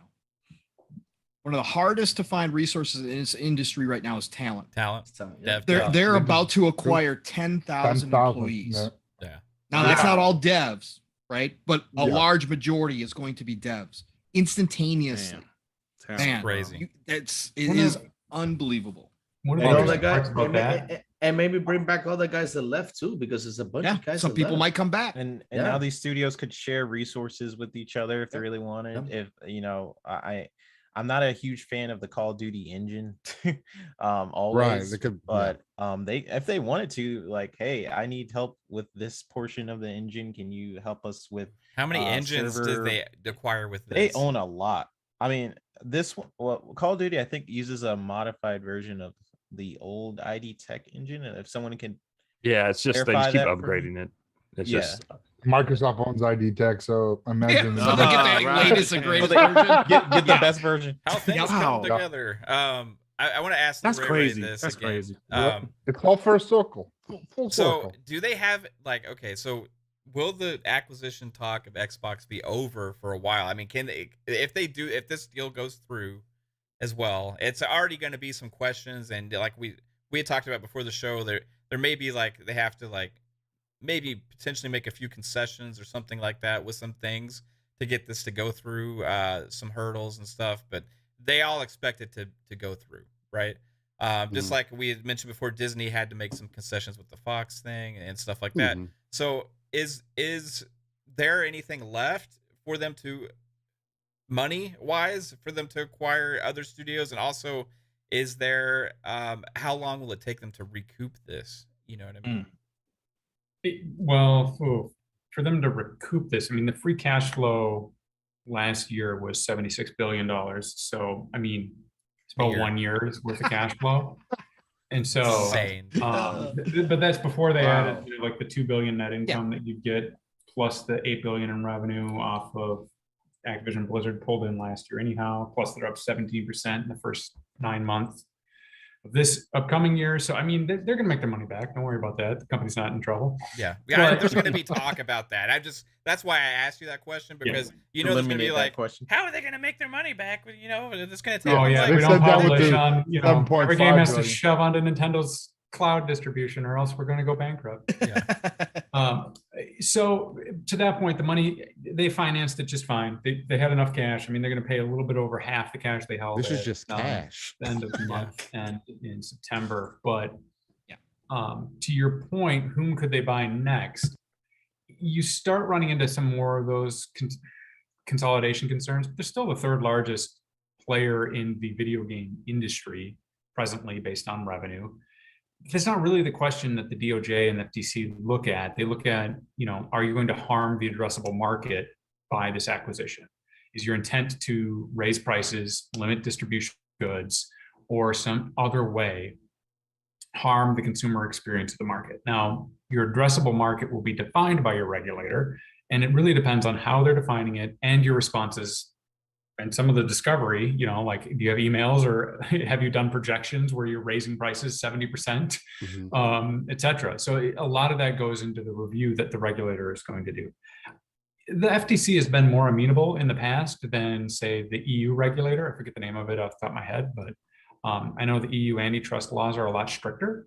However, they can't really prevent you entirely from buying a company. You might not be able to operate your company in their jurisdiction. So you might have to sell off that subsidiary, you know, Activision Europe or the LLC, whatever it is. I don't actually know the name of the company, but you might have to not merge the European portion because their regulator doesn't approve it. I would be flabbergasted if anything significant comes out of this, like, oh, you have to carve out Blizzard, like you can't buy that portion, or you have to carve out King. Maybe you make some concessions on not raising prices to your competitors or your games for 3 years or something. Like things like that have happened in the past. I think they could still buy 1 or 2 major publishers like an Ubisoft or an EU or EA before the EU or the US really get attentive to being too much consolidation. Wow. That said, they might slow down for a minute because in my experience, it takes 2 to 4 years to really integrate a large purchase like this. Yeah. And that's in a company that's more amenable to being acquired and not in sort of crisis mode. So there might be more headaches than normal. Your financial projections and your Excel files say. Ton of headaches. Like ZeniMax Bethesda is probably about as smooth as a transition for a large acquisition as possible, right? Like that. But this is a different case. You know what I mean? And yeah, it's a I much mean, this is an larger order of magnitude bigger. I mean, it's an enormous company. I think it was 323 on the Fortune 500. I mean, it's a huge company in America. Yeah.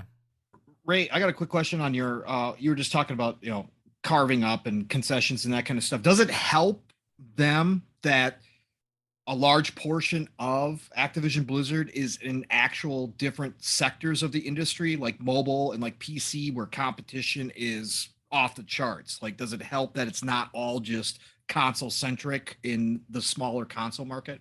Yeah, I think that's a plus to them, and they can make that argument that they're not, you know, they're not consolidating too much power in the traditional console market or in the PC market, right? They're not buying like an Epic Game Store or a Steam store and limiting distribution and projecting raising prices against consumers. Right.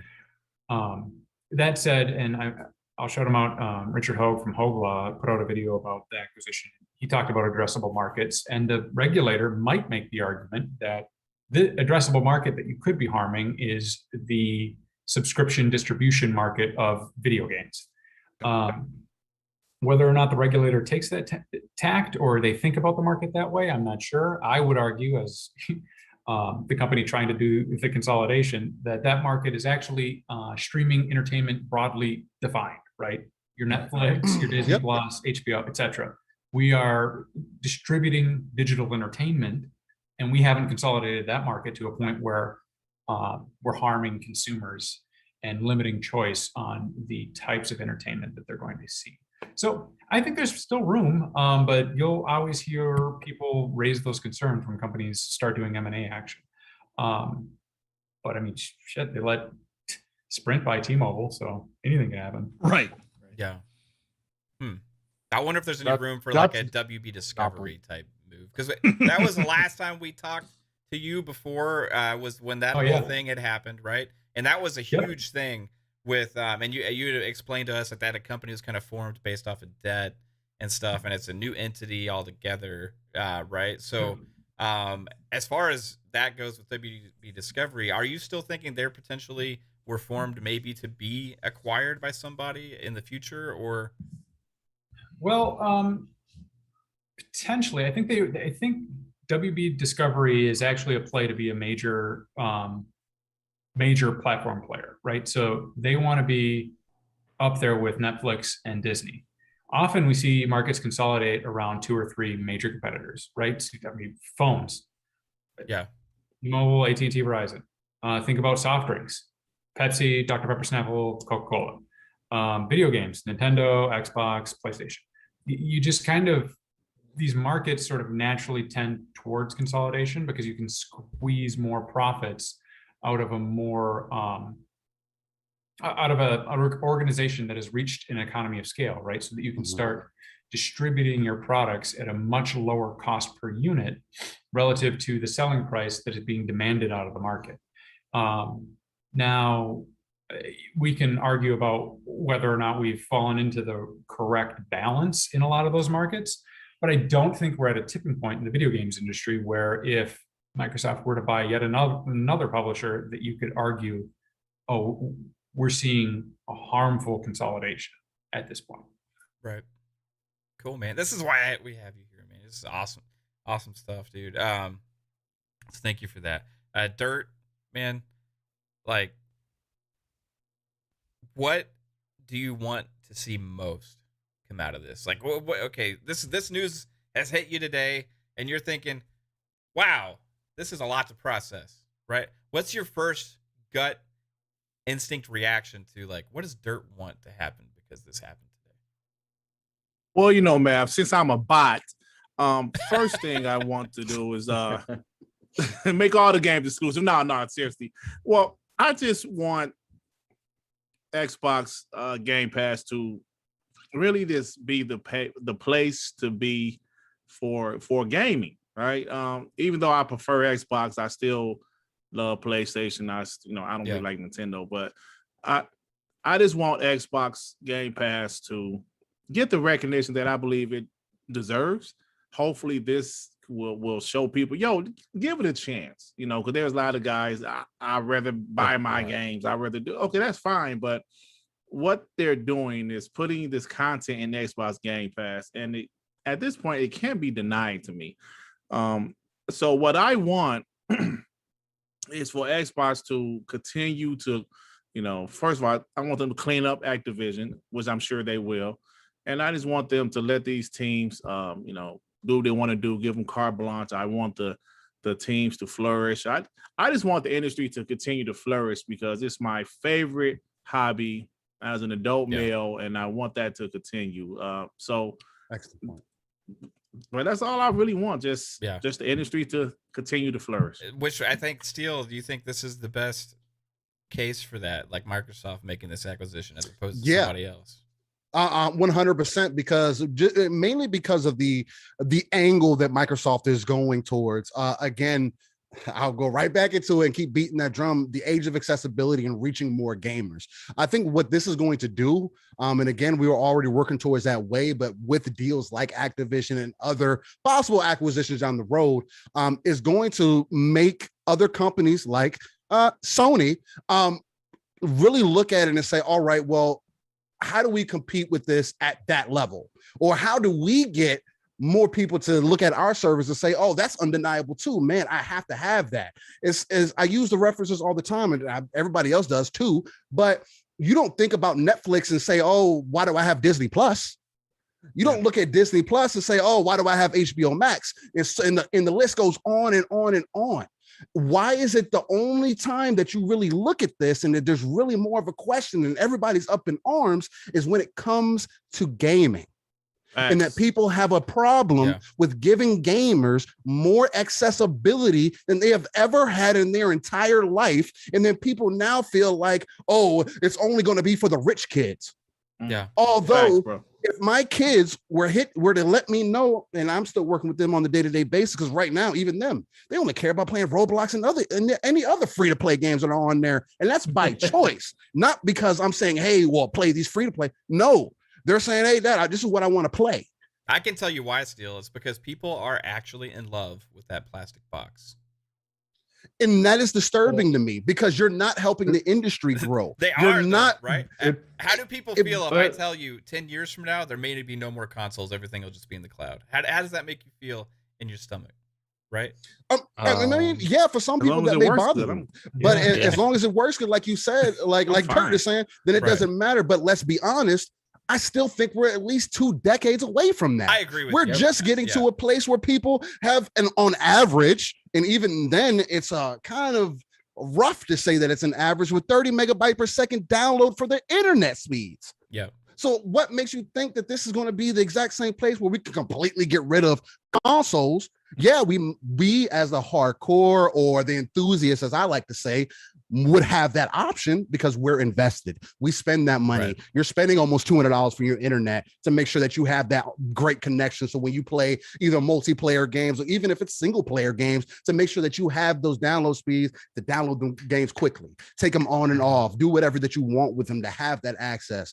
And I think that that's really just a bigger picture here is Microsoft, like, again, people wanted Microsoft to provide competition and now you're mad about it, but Microsoft is also the only other person, well, the only other company that's going to make Sony look at their back end and say, all right, how do we make this better? Because we can't have our people leave. We can't have, you have 140 million PS4s out there, but how are you going to get those players to PS5? Give them accessibility. Oh, yeah. I mean, you do that too, but you have to give them accessibility. And right now it makes that hard. It makes that argument really difficult because on one side of the fence, you have, hey, because I know people also make that monopoly. Oh, you have to have an Xbox. No, you don't. You're missing the conversation. You're missing the point.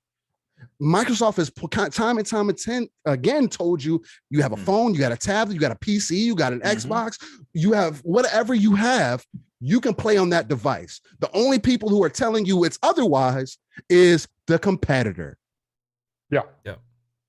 That's 100%. It. And then but again, why did they save for the rich kids? Because I mean, all this time I've heard that the Game Pass is the poor pass. It's the nonsense. That's just and war BS. Because I'm gonna say something though. If we do the math, simple math, right? Let's say in the same year, Xbox comes out with 10 exclusives, right?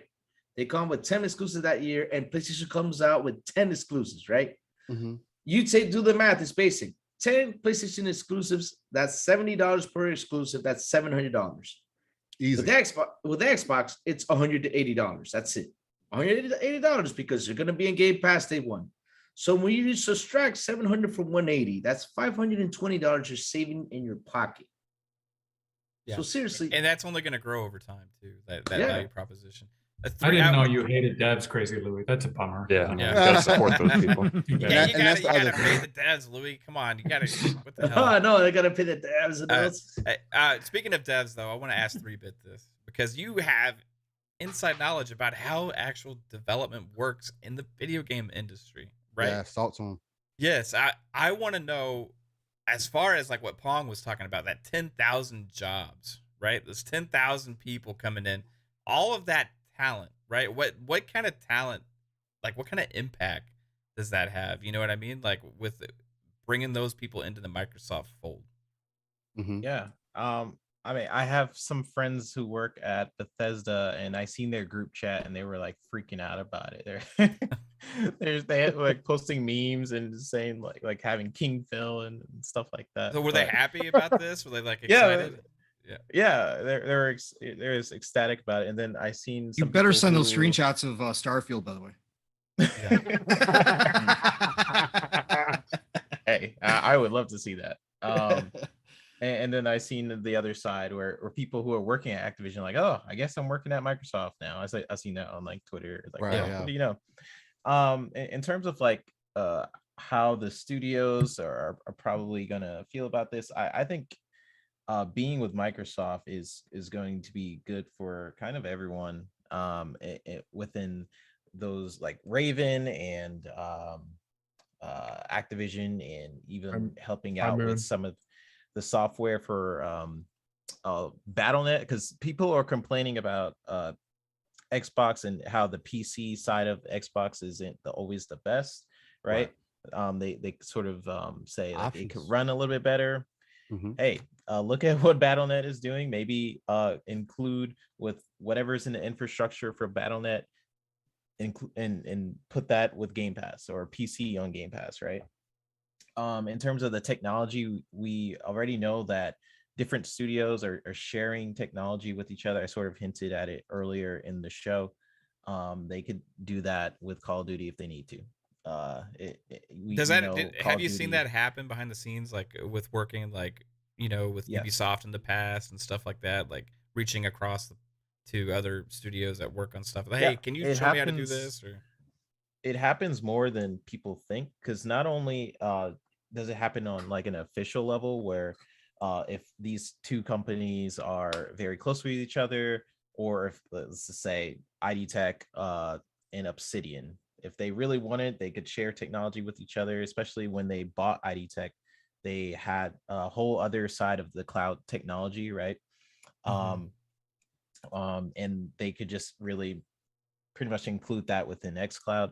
But not only does it happen on an official level, it happens developers just being friends with each other. Not necessarily like stealing patented technology. I'm not saying that, but these developers, it's kind of like a small community. We know each other, basically helping out each other. And now Rod Ferguson, who just left the Xbox, is back. Now he can't escape. He's back with the Xbox, working with them. And yeah, it's only a good thing. I'm thinking about on the technology level, because I think when you buy a $70 billion company, there's technology there that you probably should share with other studios. And Call of Duty Warzone does have some problems occasionally with like its multiplayer. So hey, just now you are a part of 33 other studios who could probably help with that if need be, if they really wanted to go there. And Phil wants to improve all that. So on a couple different levels, it's a really good thing for developers. This whole deal, not only technology aside, right now we're talking about Phil coming in and cleaning house. So the developers who are there, who are afraid to speak out about all the craziness that's happening there, sexual harassment and everything. Now on that level, they this deal, I'm sure the developers are looking at it and be like, finally, I was afraid to say anything about a lot of the stuff going on with the leadership. And now with this deal happening, maybe it'll be better, the culture there, with Phil coming in. I know I personally was afraid to say things where some of the companies I work with, you guys already know the companies I work with, so you could put two and two together. It was not the best. There's a lot of craziness that happens in the gaming industry. I would say the best thing about the gaming industry is people who are super passionate about the games that they're working on, and basically everyone can sort of nerd out and just create amazing products for gamers. And honestly, like this is probably the best thing that could have happened for Activision, because there's 10,000 people. Don't really get what that means. There's like 10,000 something employees working there, right? Those are human beings who are super passionate about like Call of Duty. You may hate Call of Duty, right? But there's still people there who are working on Call of Duty who are super passionate about it. And I just think it's amazing. That's why I don't like when people give the devs like a hard time, call them lazy and all these things, man. It's like, you don't know what it takes. Yeah. And to be fair, I'll do it too, but it's it's crazy. I'll be like, you guys suck. And then sometimes I have to but you point out specific things, like, like the way they animated that tree, that was lazy. You know what I mean? Yeah. It's different when they're like, the game's delayed. They're lazy. You know I think also with Activision, they have to cut corners more because they're on a tighter time crunch with Activision. They want the game out. So that's the main aspect now. No, the cool thing with Raven Software 3-bit is that they used to work with the ID engine, and they used to develop Quake 4 and Wolfenstein back in 2009. So you're right. They did. They made that other Wolfenstein game. Yeah. So weird how things here they are now being acquired, being able to possibly get their hands back on ID Tech, the new ID Tech engine, and possibly maybe work on a new Quake. They also worked on other games like Jedi, Star Wars Jedi Knight Academy 1 and 2, and it's just amazing what they go back to Hexen. But how many of those people still work there? Like, that's been like, there's 350 employees just at Raven right now. So that's a big company. It's a big studio, and they were just being a support studio in the last 2 years. So they've been around for 32 years now, and they got some seasoned people in there. So this is Xbox acquiring them. This is huge. We will definitely see a birth of something out of this studio and put their name back in the forefront as they used to. Before Psycho, they had acquired them. proposed a new IP and Activision turned them down. Yeah. Of course. Ooh, I wonder what that Yep. was. I would Correct. love to see, man. Correct. Just like ZeniMax, all those deals that weren't greenlit because the investors now can get looked at again and maybe greenlit, right? That's the beautiful part. I see. That's what I'm wondering too. Like, for real quick though, shout out to Lord Ruffness, member for 7 months. Says, "Hi, Matt and Superstar panel. Xbox's KD is crazy." Yeah, you're right. They at least got a 3.0 right now. Yeah, 3.0. Maybe higher. I know. I mean, that's top of the leaderboard. So I want to ask Jasper this actually. Like, do you think that we could potentially see those other studios like Raven, maybe Treyarch, who also had a history of developing other things in the past, split off and be able to make things other than just Call of Duty now? That's my biggest hope out of this, is to let those studios like have their own like reign of whatever they want to make. Just like, hey, you want to make this game, go for it. Here's the $100 million or whatever you need, and just like make it. Just like let it be free. Here's $100 million. Go do your thing, guys. Yeah. Here's $100 million. Yeah. Just a cool $100 million, you know. I mean, what's the Taco Bell Game Pass? What's the operating Taco cost Bell of just Pass? Activision Blizzard? All those employees. That's a lot of money. Yeah. They need to bring Rock Band back. I mean, I want to start Guitar jamming Hero. again. Yeah, Guitar Hero. Yes, Guitar Hero. they need to I'm bring thinking that like back. even like smaller scale. If you want to do like start competing with Nintendo, you could bring back like Crash Team Racing, but do it with like Microsoft characters or something. Yeah, 100%. Yeah, Spyro. They have Crash now. I mean, does either of them have a fighting game from the past? Bloody Roar. Yeah, Bloody Roar. Yeah, don't they have Bloody Roar now? A new day Bloody Roar would be crazy. That'd be crazy. You know what game I would love to see them bring back? Blackthorn. If anybody played Blackthorn back in the day, never played that. I want to see Prototype come back. Oh, Prototype too. Yeah. New age Prototype. I remember Prototype. Well, also High Noon helped make Destiny 1 and 2, so we can see. Yeah. Well, they made what you pointed out before we went live, Psycho, is they made the Transformers games on the 360, the War for Cybertron. Those are licensed War IP, for Cybertron. Those are one of the best Transformer games. Yeah, but that shows the talent of that studio alone, even just them, right? And like we're looking around and thinking of all these studios, and it's like, okay, they're capable of doing something really unique. So man, it's like even like so PlayStation has, and Jasper actually pointed this out in our chat, and it made me really think. He was like, so what first-person shooters does Sony have? And then we were just thinking about it, and like I guess Killzone if they wanted to go back to it, and then Battlefield, and then that made me think Resistance. Like, okay, they could bring that back. Resistance. They could bring that back. SOCOM. Yeah. SOCOM was third person though. Yeah, that's third person. I guess when you think about Game Pass, well, they got Ubisoft Plus coming, and to mitigate the Battlefield, they have EA.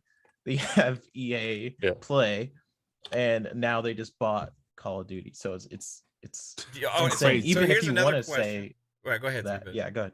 No, I was going to just say even if you were going to say, oh yeah, I guess Battlefield is on PlayStation, then you can mitigate that with EA Play. So it's insane. So everyone shit on Battlefield this year. So it's like, oh, you got a terrible game, huh? It's like, yeah. I mean, that's interesting points for sure. So is this going to? They're not bringing Killzone back. No, you don't think so? I think no, they're not going.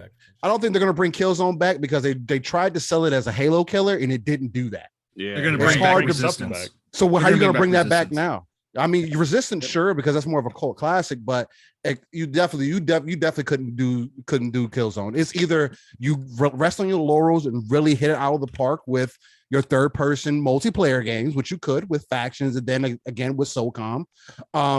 They could be known for that. Hey, we got the third-person multiplayer games, but then that's going to be debatable because let's face it, the best third-person shooter to ever exist, at least in my biased opinion, is Gears of War.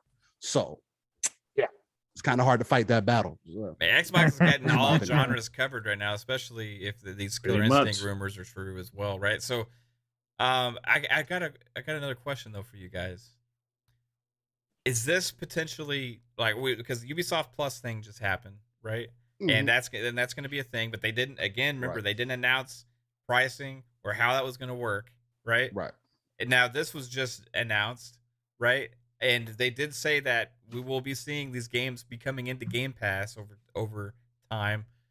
Is this potentially the start of a new tier for Game Pass, or are they potentially going to raise the price because of dropping $70 billion for content?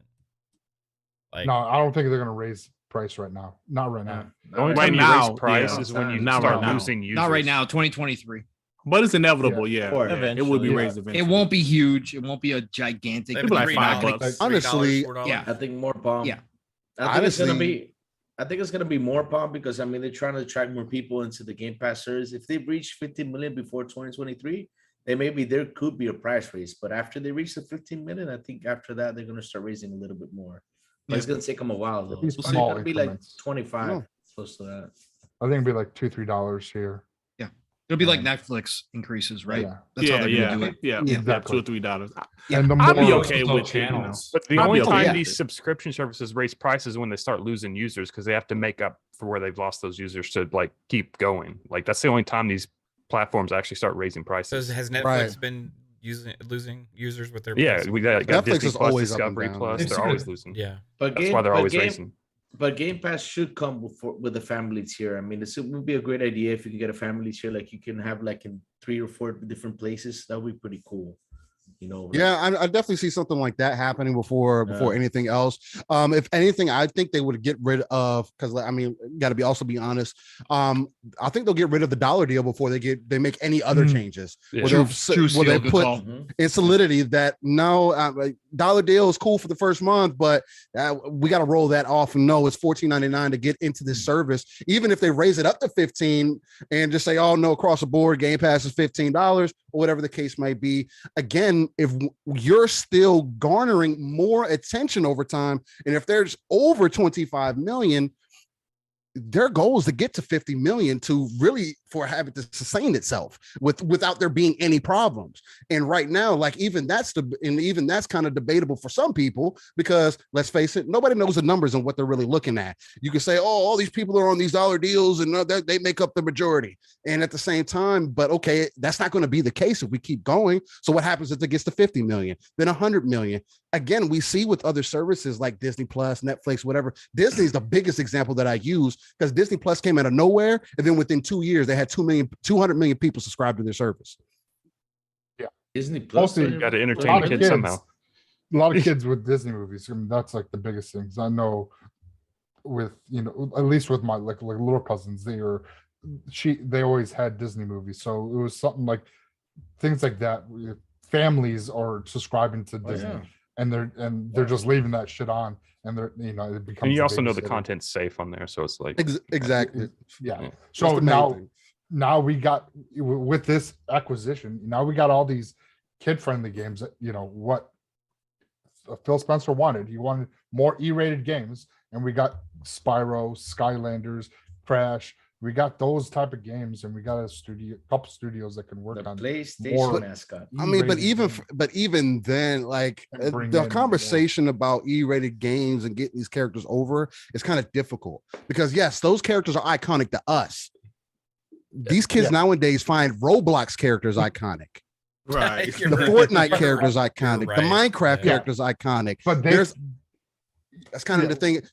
If I ask my kids about Crash Bandicoot and Spyro right now, they wouldn't know what the hell I'm talking about, Yeah, Yeah. they would have a clue, exactly. bro. and they'll I'm have just no saying- interest. hey I'm boomer. saying, like, Just using that as an That's example. that. they have the experience with those E-rated games, so Gax. they can come out with a new IP. Something yeah, new 100%, that could be the next Roblox. It could be Like and boom, bring a and then- banjo back and stuff like that. and things just explode from that. And And now they just got to buy Sonic. I know. Oh, Oh, sorry. I hope. And oh my I know god. this may sound crazy, all right, but there's a game that Activision made that stands in video game history, right? And what if they potentially brought this back as one of those big third-person storytelling telling action adventure type games. Pitfall. Exactly. You knew where I was going there. Wow. I knew you was going. Like, I think that'd be dope. Precursor to like, all those that games, could be a right? Tomb Raider, Uncharted type of game, because that's pretty much, that's what it is. The originator. Yeah. Imagine getting Crystal Dynamics and then getting them working on a new Pitfall. Yeah, oh man, that would be a marriage made in heaven, wouldn't it? Yeah, if we didn't get the Tomb Raider IP. Wow, Pitfall, man. Yeah, that'd be a beautiful thing. Hey, do you guys think? Let's talk about from Sony's aspect right now, because I've heard this floated around a lot today, and I kind of agree with it. And Phil's statements in his interview last week alluded to this when he said that he believes, does this move make them put their games day and date into Spartacus? Yeah, that's what we were saying. Yeah, that's the only thing that would make a big impact or splash with Spartacus to have people be enticed that Sony's service is to have a day and date. Because if they don't, why would I get it? Waiting for it, if they're gonna put it in like 3 to 6 months, people are just gonna get it for that time. The games, beat the game and then cancel the subscription after a month. So their service is going to be peaking up and down. So it's going to be like hill and valleys all over the place if they don't have consistent flow. It's not going to be they gotta have that multiplayer content too. I was just about to say that, Math. Because like you just said, if they have all these single player games, you beat it. Okay, what do I do now? I mean, yeah, you're right. Play it again. I gotta get to a couple super chats, but I also want to point out something that Dark CMF just said in the chat as well. But Chris Jones with the $2 super chat, appreciate you, sir, says Xbox doesn't have JRPGs covered really well yet. That's true. That's something I would really like to see them make a push with. They're getting better. Victor Alstein with a $5 super chat, appreciate you as well, sir, says, doesn't this change things? With Activision going to Xbox, won't other publishers be forced to go Game Pass to survive as casual gamers embrace this? It depends. I think there's lots of different models out there. I think that this is definitely changing the industry. Yeah, I think more and more of these publishers are probably going to look at subscription services, right? It just makes sense, right? So I wanted to point out this as well from a Dark CMF, because I did not know this. And he said he went and confirmed it. I haven't double checked, but I'm taking your word for it. He says that Activision owns the rights to Deadpool. Yep. Yeah. For gaming. But they have licensing issues. Yeah, because they had to remove it from the storefronts. Did they? Was it just for that one game, or? Yeah, it was. It's kind of hit and miss, but they went ahead and they released it, and then it got pulled because of copyright, the licensing issues. Then they re-released it before the movie in 2015, and then it was pulled again in November of 2017 due to licensing issues. So they probably weren't keeping up with them. It's possible. I mean, it could be. I mean, also could be Deadpool wasn't selling like that. I mean, that's always going to be a problem. I mean, you have one of those characters to where Deadpool is one of those characters to where you have to make a dark and gritty game with him. I mean, with the comedic relief, because that's the only way to really make it successful. It's the same thing with Punisher, right? Except the only difference with Deadpool and Punisher is that Deadpool's funny and Punisher is like dark and gritty and that you gets down to business. So it's like, it's the main thing. So it kind of makes like Deadpool now, because of Marvel and because of the movies, has gained more and garnered more attention than ever before. But as it leaves those doors, it kind of just leaves that door open. But kind of go ahead, my phone. Was Deadpool the licensing issue, or was there like music or something in the game that was the licensing issue? It hints at Marvel licensing issues. Okay. So yeah, they probably maybe had a certain margin value that they were going to hit and never did, and then it just fluctuated, and they probably could be the issue there. Or Activision just didn't want to pay for the license anymore. That too. That could be because it wasn't making them any money. I mean, the other thing that we have to realize is that Activision was really in a dark place. The reason they kept churning Call of Duties out was because they had to. What else are they going to do to bring that income in? Yeah. And that's part of the other big part of this deal. But with based off of Pong's question, I kind of wanted to kind of put that back out there because that's a great question. As far as like what can Sony bring to the table and everything. If you can, Pong, reiterate that question, man. Look, we know from a resources standpoint, from a money standpoint, Sony can't match. We know this. We've thought about this forever. But Xbox, again, they've come out and said they're not competing with Sony, but realistically, they're in the same space. So they're competing whether they believe they are. And obviously, by making these types of deals, they're on a whole nother planet, right? So we all get that. We understand that. But Sony at some point has to start doing something to make sure their fan base, believes in what they're doing and shows the same value that Xbox is showing their fan base, right? They have to protect their future too. They do. Again, Sony is not, it's not doom and gloom for Sony. Sony at the end of the day, worst case scenario becomes Nintendo, right? At the worst case scenario. They don't. Right. Unless they don't, it is bad. It is bad for Sony if they do not choose to move forward with the industry. Right. But then they just shrink and they grow their own pond like Nintendo, and you just sell off your exclusives, right? That's what you do, right? You create your own market. But that sucks. That does suck. And again, they would have to make they would have to make drastic changes, because the only reason why Nintendo flourishes is because they make money off of everything they put out, right? Hardware included. That's why we don't have a current gen Nintendo console. Yeah, but right? that's where Nintendo has carved out that niche, right? Because that's not what Sony's doing. They're competing in the AAA space. They're competing in games that cost exactly. And that's what I'm saying. They would have to change all of that, right? Worst case scenario, Sony's going to exist. Sony's going to be around. Sony's a player in this market. They still have the worldwide mind share, no matter what we think, no matter what at the end of the day. But they do have to. They can't match one for one, but they have to make something happen where their fan base goes, there's value here for me. But their fan base argues against this stuff. That's actually but that's but that's the loud little 1%. I mean, right? You'll start seeing a shift where one of my good buddies just bought an Xbox Series S instead of a PlayStation 5 because he's like, you know what, I play first person shooters, and he goes, not that big a deal. Xbox is going to have it for me, and you're going to start seeing that turnover. And once you hit a critical mass of people being on your platform, right? Because so much, he's like, I always get a PlayStation, so it's really hard for me to buy an Xbox now. The problem is he couldn't find a PS5, but now he's got 4 or 5 of his really good friends on the weekends. That's what they do on Xbox now, because he's got more people into the ecosystem. I think Sony has coasted on that strength of that casual gamer for that's so exactly long, what they've been because doing. Their brand commanded so much cachet. And that narrative it's an existential threat they're facing. But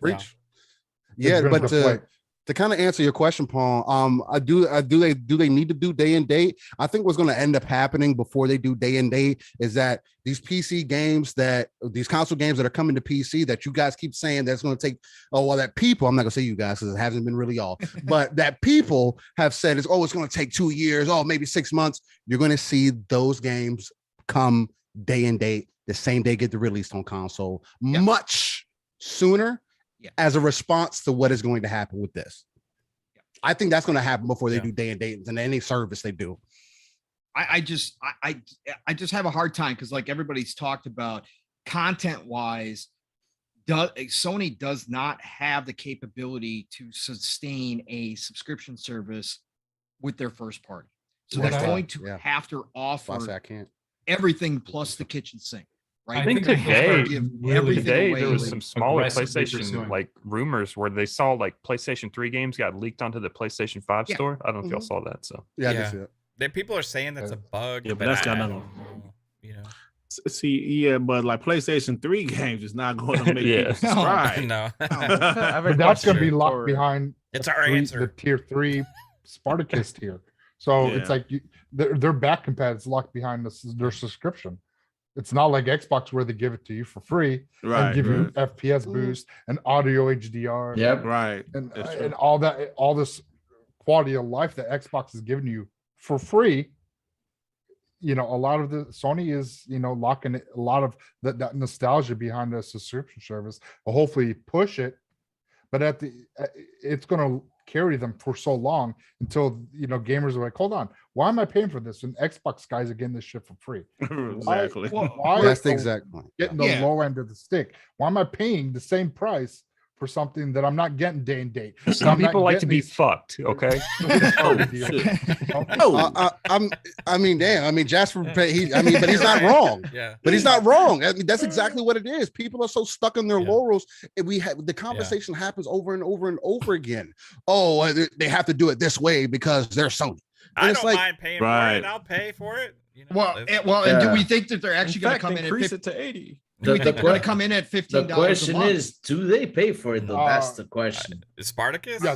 Yeah, are they going to be able to match $15 per month? With their Like you first, for I don't know. certain tier. like you said, Pong. There's 3 They cannot afford to put their titles day and date in any type of service that they ever put out, unless they magically sell 100 million electric cars, because that's the other industry that they're also in, and they get some other form of income coming in to support their hardware Scalpers sales. are going to snatch all those up. Sony is really in a rock and a hard place because PlayStation has become such an integral part of the cash flow of their business. Correct. They're going to try to protect that. My guess is they're going to try to compete by locking up the available third-party support. They're calling up all the publishers saying, what are the deals? How can I lock up a year? Square Enix is one of them. How can you never see another fucking Final Fantasy game on your system ever again because we paid you for it? Yeah. Right.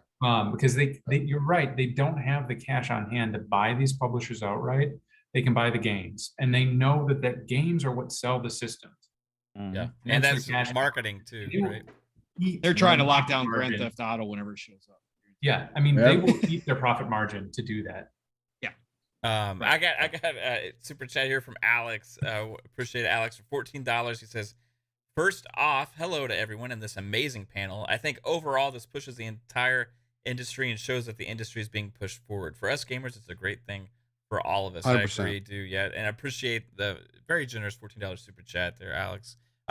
Here's a crazy thing to think, right? With this acquisition, Xbox is also acquiring World of Warcraft, which is a subscription service in and of itself, at $15 a month, and that has 50% more subscribers, I think, than PS Now. So they got about, and that's on a downward spiral. They got like 4.7 million World of Warcraft subscribers at $15 a month, I think is what that is. Just turn them into Game Pass subs. Yeah, that's what I'm going with this. Are we going to see potentially World of Warcraft subscription maybe be a part of Game Pass, right?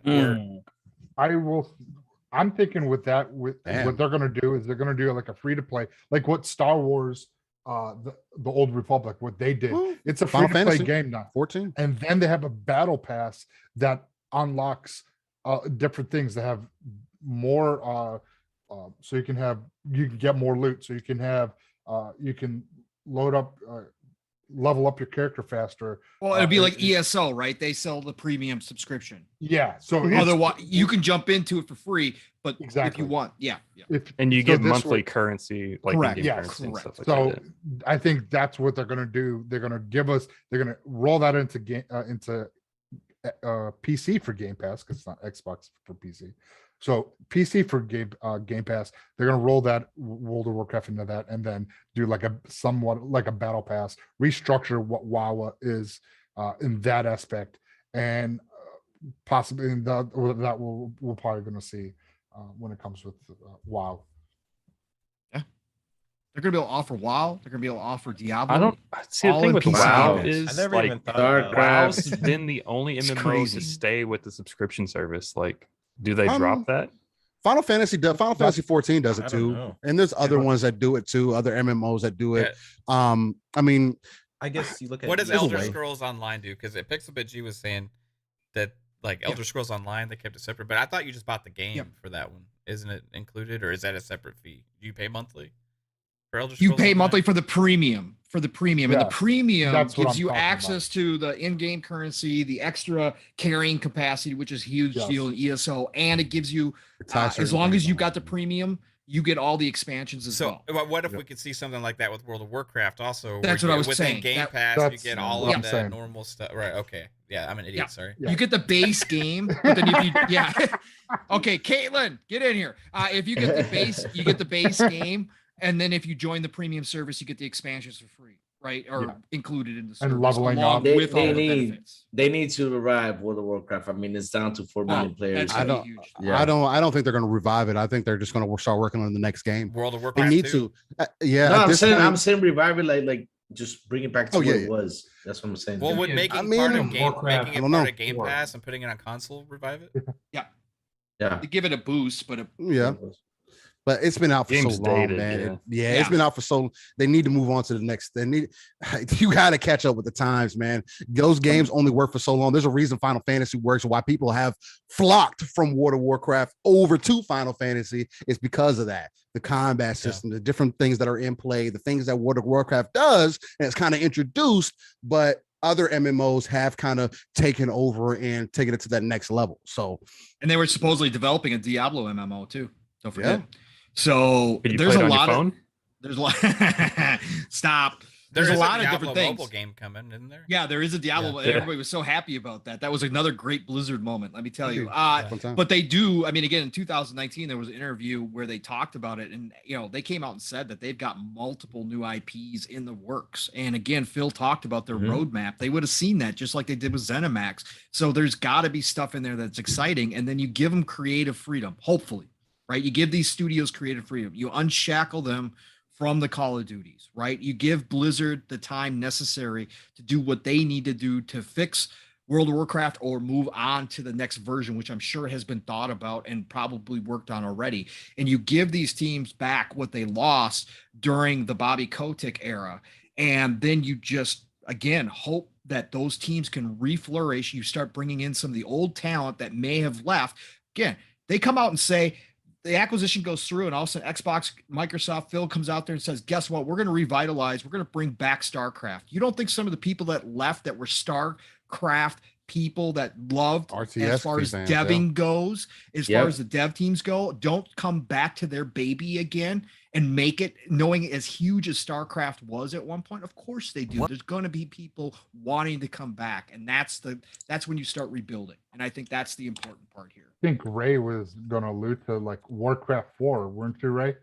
Yeah, I'm done. Like, give me a good freaking RTS in that genre. Yeah. Like Warcraft started as an RTS. So is that a thing that's coming? Is Warcraft 4, or do they not? No, I would like for it to. Right. But... Yes. What about StarCraft? Are we StarCraft Ghost? When do they go back and revitalize StarCraft Ghost? Was that that was announced? One? Yeah. 99. Yeah. I think it was for the 64, wasn't it? They canceled in 200005. Officially, it had been dead for a while. It had been a zombie. Wow. Canceled. Hold on. Canceled games are.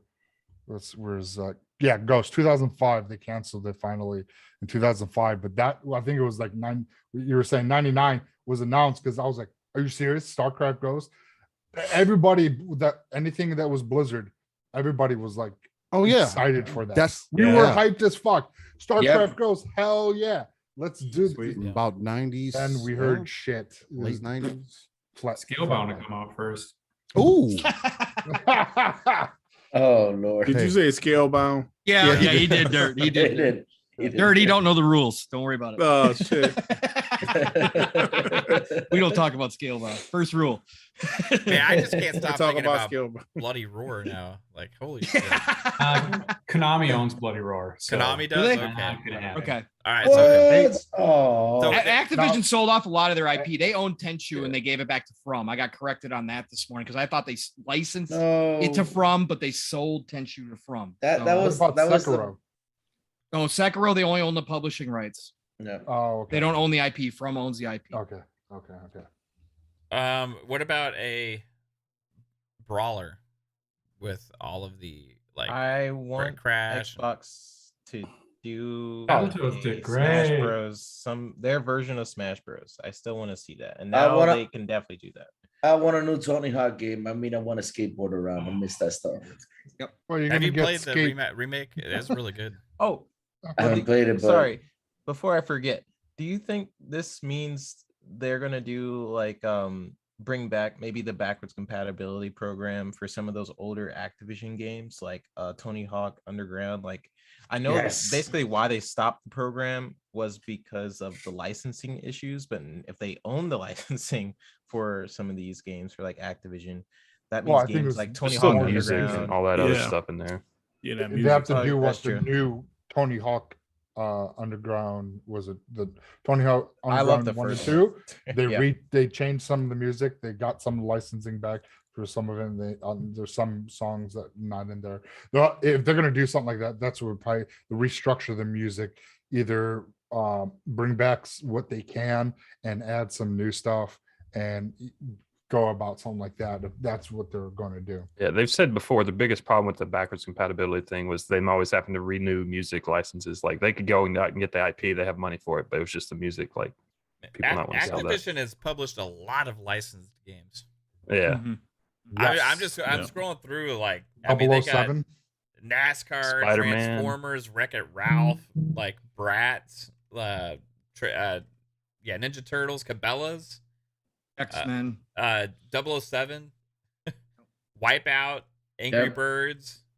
I mean, it's pretty crazy to Man. think about the amount of like different deals they make to make third party. Yes. that was when their dev teams weren't focused all on Call of Duty. So Mike Lowry. You yes, I've been seeing that all True day. as well. crime? Bring back Nah. true crime, man. Bring back True Crime. Yeah, Oh, people that was that the said game. that Oh, earlier today. Oh. We need True Crime to come back. Oh, be so True I good. Crime said was that earlier fire. today. Yes, Yes. it was. Yes. Skylanders. I Let's miss True bring Crime. Skylanders back. Yeah, that's nobody's on board with that. Okay. No. Ghostbusters. They published the Ghostbusters game. God, let that IP die.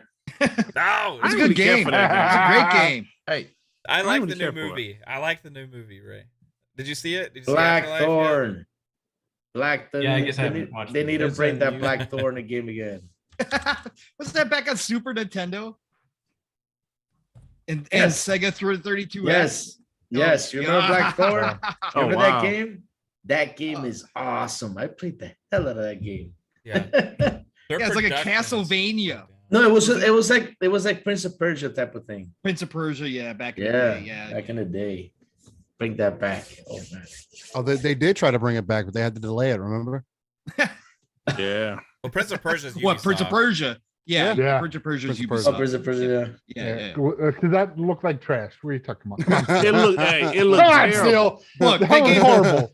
That was Ubisoft horrible. gave Prince of Persia to a mobile team. No offense to the Oh, devs, but they God. gave That's it to what a Was that mobile a team. mobile man. team? I didn't know Yeah. that. Yeah. I They felt, had only made mobile games up until when Ubisoft handed them Yeah. Prince of Persia. I felt so So All I bad. know was it because looked terrible. But They it was had a that- mobile Fine. game. They had that interview with the lady that was like a head of development Yeah. right before they showed the Yeah. game, and there was all this hype. They were like, Yeah. "We're gonna bring back Prince of Persia. It's gonna be amazing remake." And then she's like, "Yeah, this is our first big project. We're so excited for you guys to be seeing it for the first time." And then everybody has all this excitement, and then they show it, and you can almost hear like everybody in the world say, "What the fuck was that?" You know? It looked I terrible. felt so bad for her, man. Yeah. Oh, I prefer the my gosh. PS2 Not a version. re- that was Because not a you had remaster. The one No. Prince of Persia remake that was like that cell shaded.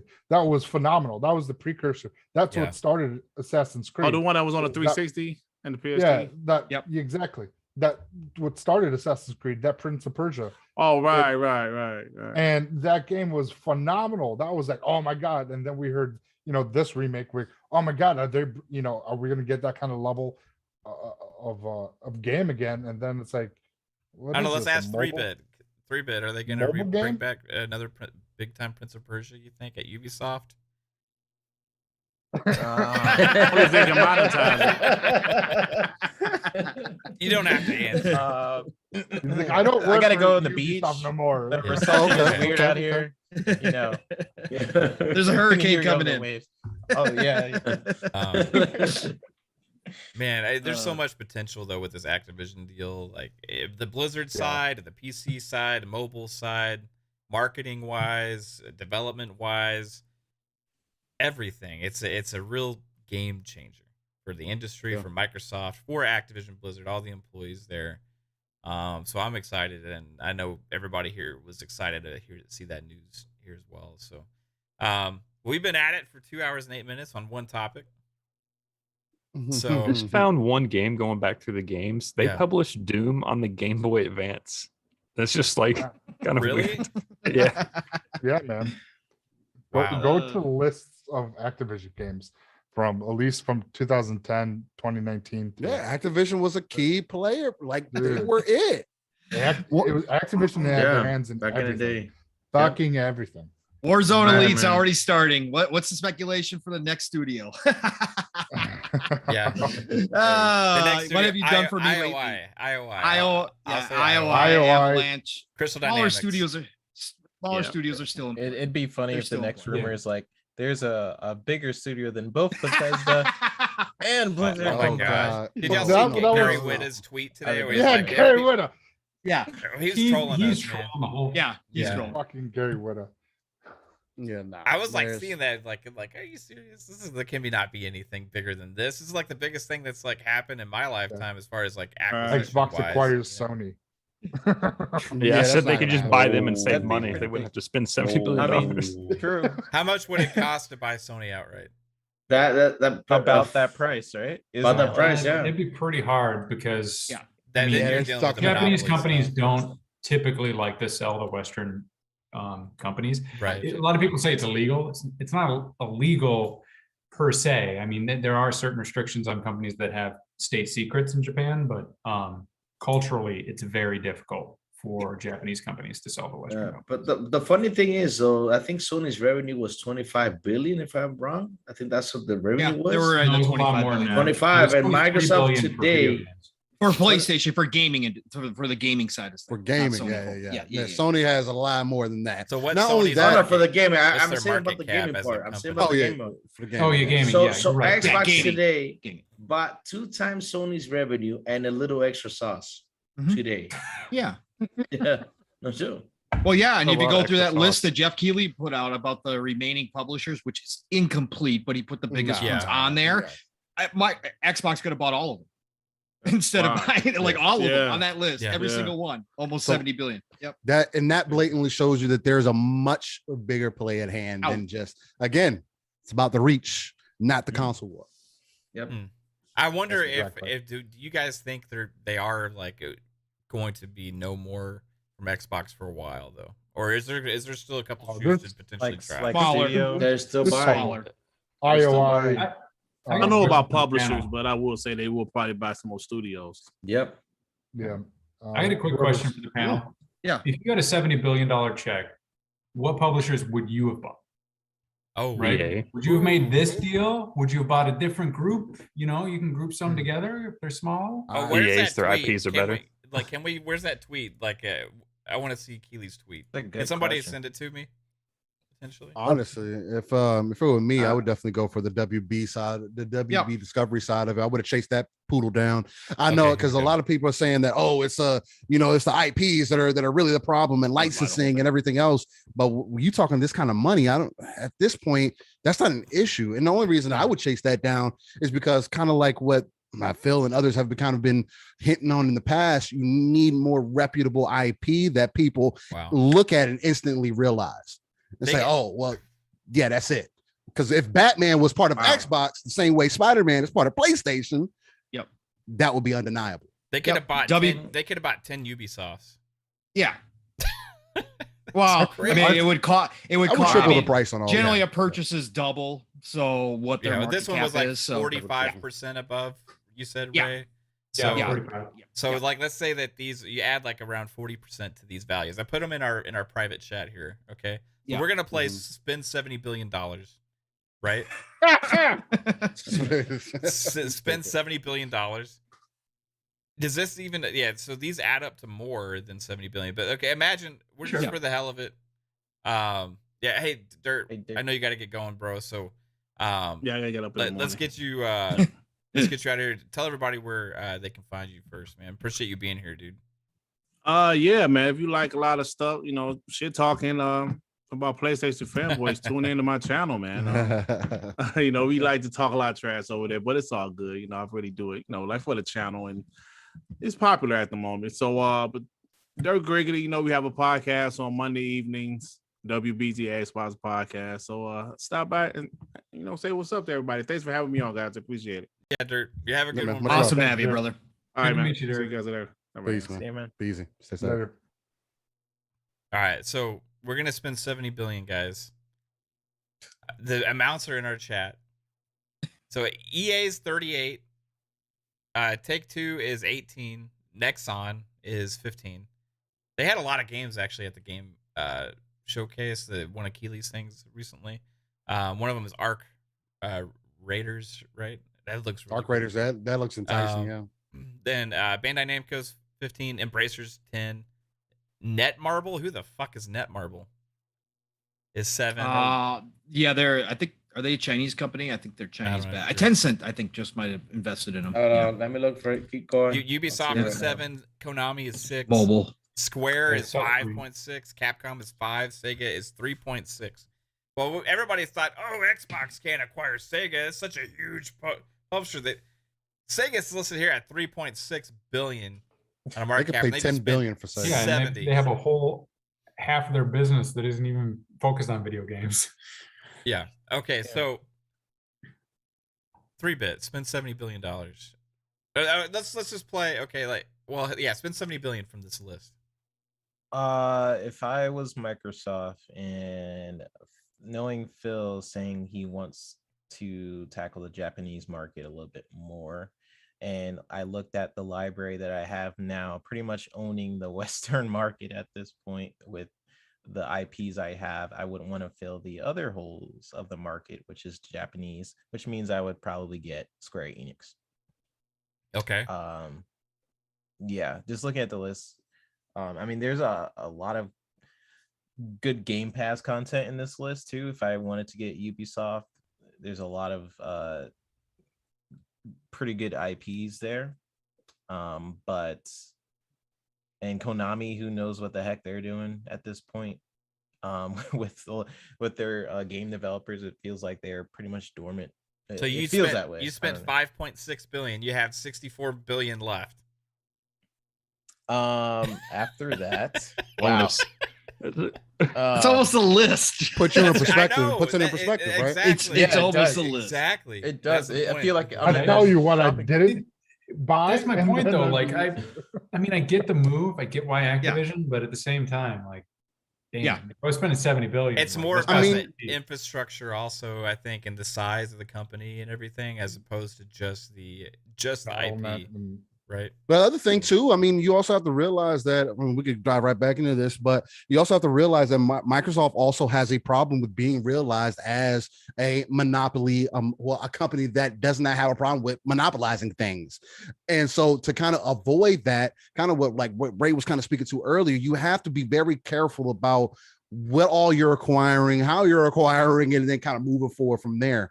And again, Activision just made sense at the time. Like, I guess that's like, again, it was a wounded kitten. Like, it was one of those expensive wounded kittens that you found on the side of the road and knew nothing about, and then you take it to the vet and you're like, hey, you know, you got one of the most like expensive cats that you could ever find ever. And you're like, I didn't know. I know nothing about cats. So Right. It's one of those kind of situations, right? I think My fault. Microsoft got that name because they owned like at one point like 85% of the PC market with Windows or whatever. Like, Exactly.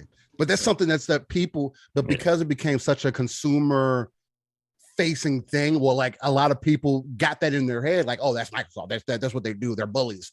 All they care about is money. That got solidified in people who aren't even involved in any of this. But that's what they all care. They all care about money. I mean, how do you want them to survive? Just wait from you speaking out of your mouth? No, they need to get money. They need to survive. I mean, Jesus Christ. What do you expect? Yeah, my if fault. you're not, it's either you're growing or you're Yeah. or you're going. dying. Oh, Right. Yeah. Exactly. I mean, if they don't Look make at money. Sega, perfect example. Yep. So man, it's puts in perspective. I mean, you can actually on this list, you could buy every single one Mhm. except Yep, for yeah. EA. and still it would be under $70 billion, right? Without the premium. Without the premium. I don't see something though. I would have done the Yeah. same movement they did. I would have bought Activision. Why would I buy Activision? Because if these guys all these years have kept this game so popular, I want them to show all the other guys how to make the exact same moves, like how to make it as popular as theirs. You know what I mean, though. That's a good point. I see what you're going. I see where you're going with that. Yeah, but I mean, Halo to have, is like, it's a very Halo's sane right there though. assessment. I mean, Halo is right there. But now that you have other people who have kind of worked off of that success, kind of done their own thing, made their own name for themselves, and arguably are probably, I can put Call of Duty right up there with Halo, although Call of Duty's had more iterations. But now you have people who can bring that talent to Halo also. So it's not just 343 working on this. Yeah, you have everybody working on it. There's pulling from here, pulling from there. What Lui is getting to, though, is you're bringing the marketing team along for this as well, right? It's gonna help out too. I mean, and they need that to sell more of their IP too, and to sell more of their stuff, which Activision has done an awesome job all these years. I mean, Call of Duty is a consistently. Really top game. They've got two of the top marketing teams in Bethesda and Activision now. I know a lot of people that just followed the PlayStation train because that's where Call of Duty exclusivity went after the 360. Can't forget about that. PlayStation's cut. That's the casuals. That's the casuals, right? Yep. Yeah, I mean, I'll say something though, and this is true for here in Dominican Republic. I mean, people buy PlayStation to play or Call of Duty or FIFA. That's it. Nothing else. Sport game, yeah, that's it. Casuals gonna follow Call of Duty, and they know that Xbox has it. Guess what? It was like $2.99. It was a top game on PlayStation. $300. Yeah, it always is every year. Vanguard was right now. Vanguard was, I think, in the top 10 sales right now. And number one selling on PlayStation. Number one selling on Cold War's like number 10. Modern Warfare is like number 15, something like that. So it's like. But top 20. Yeah. The other thing of this, like we were saying, like spending $70 billion on Activision makes these other things that we've been like dreaming of, like saying, is it even possible? Like seem like small potatoes. Like, Sega 3.6 is listed here. So what does he get them for? $5 or $6 billion, right? Like they spent 10 times that in cash just now, right? Mm-hmm. People thought it was crazy to talk about publisher acquisitions. What is left? Right? What the heck is left? So Capcom is 5, so you could probably get them for like 8, right? Square is at 5.6. You probably get them for about 8 to 9, right? No, they probably want 12. They probably want 15. They probably want more with Final Fantasy 14. Because you got to think of the IP and everything else. And, sales. Even if you double them, it's still the problem is they can want whatever they want. If you take a material offer, they have to present it to their shareholders, and then it's up to the shareholders at that point. Well, they want to do that. Mm-hmm. Yeah, that's very true. So WB and Embracer, you own Dark Horse Comics IP and you own the WB IP. Oh my god, the DC IP. That completely takes care of that narrative. I mean, because whether you like it or not, that's the direction we're going. At this point, I could see them like just trying to get the IP for WB, and then they're like, no. I was like, okay, we'll just buy Warner Brothers. Right. That's what we all thought. Isn't that Dark Horse Comics really growing as well? Currently, they're doing really well in the comic space, right? Yep. So I think they're number 4. What's their most popular comic? Darkness. Wait, or is that? Hold on. I gotta look. I know they had Darkness. They had the comics for Alien versus Predator for a little bit. They had a couple. It's Star Wars for a bit. What about original? Like they do a lot of the graphic video game comics. They do a lot of that. They have a Halo comic coming out. Yeah. Do they do Halo, Star Wars. They do. I think was not Uncharted. I'm wondering what kind of IP they created, though. You know what I mean? Not just like third-party licenses. I can give you like a top 10. For Dark Horse, they got Polar.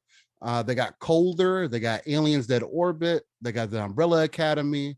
I got a Lady Killer, Harrow County, Hellboy. They had all the Frank Miller stuff. Crazy. They had all the Frank Miller stuff. Black Hammer and then BPRD.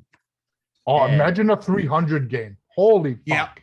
Holy fuck! Could take Nice place in son of the a gun. Rise game. Hellboy video game too. Oh man, Yeah, that's one IP that I can't. I don't remember. I feel like there was a Hellboy game before, but it wasn't that great. Yeah, I think there was one I'm for gonna look the that up. I first. can't remember a Hellboy game. Wow. They did the Avatar. They did the Avatar show, right? They did the anime with the graphic novels. They did all that. And that was excellent. That Yeah. was excellent. Lord Jesus, I forgot about that. Wow. Yeah, there was a Hellboy game. It came out in 2004.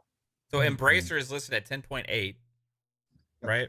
Yeah, so Embracer would cost you, I guess, 20 is according to just Plus they own what, almost 300 IP now in the gaming industry. Right. Double A stuff. Who did Embracer Game just buy Pass, last nonstop. year? That was a big deal. 300 IPs, 78 studios. Yep. You'd have Game Pass material nonstop. It'd be Yeah, ridiculous. you have Like, like every two week. IPs every month. Yeah, it's crazy. What about I mean, I feel like they have acquired like the two biggest. I mean, it's not feel like. I mean, they could do their own E3 whenever they want. Yeah. But also, Oh, I'm guessing. Do you guys think they'll go down from here in terms of who they will buy? You think they will go like Small anyone else is acquisition. selling. Well, everybody else is smaller, so like they can't go Yeah. up from I here. guess. Like I mean, there's. I guess the last one left is Take-Two and EA. Right? Take-Two's listed at 18 billion and EA is listed at 38. So there is no up from.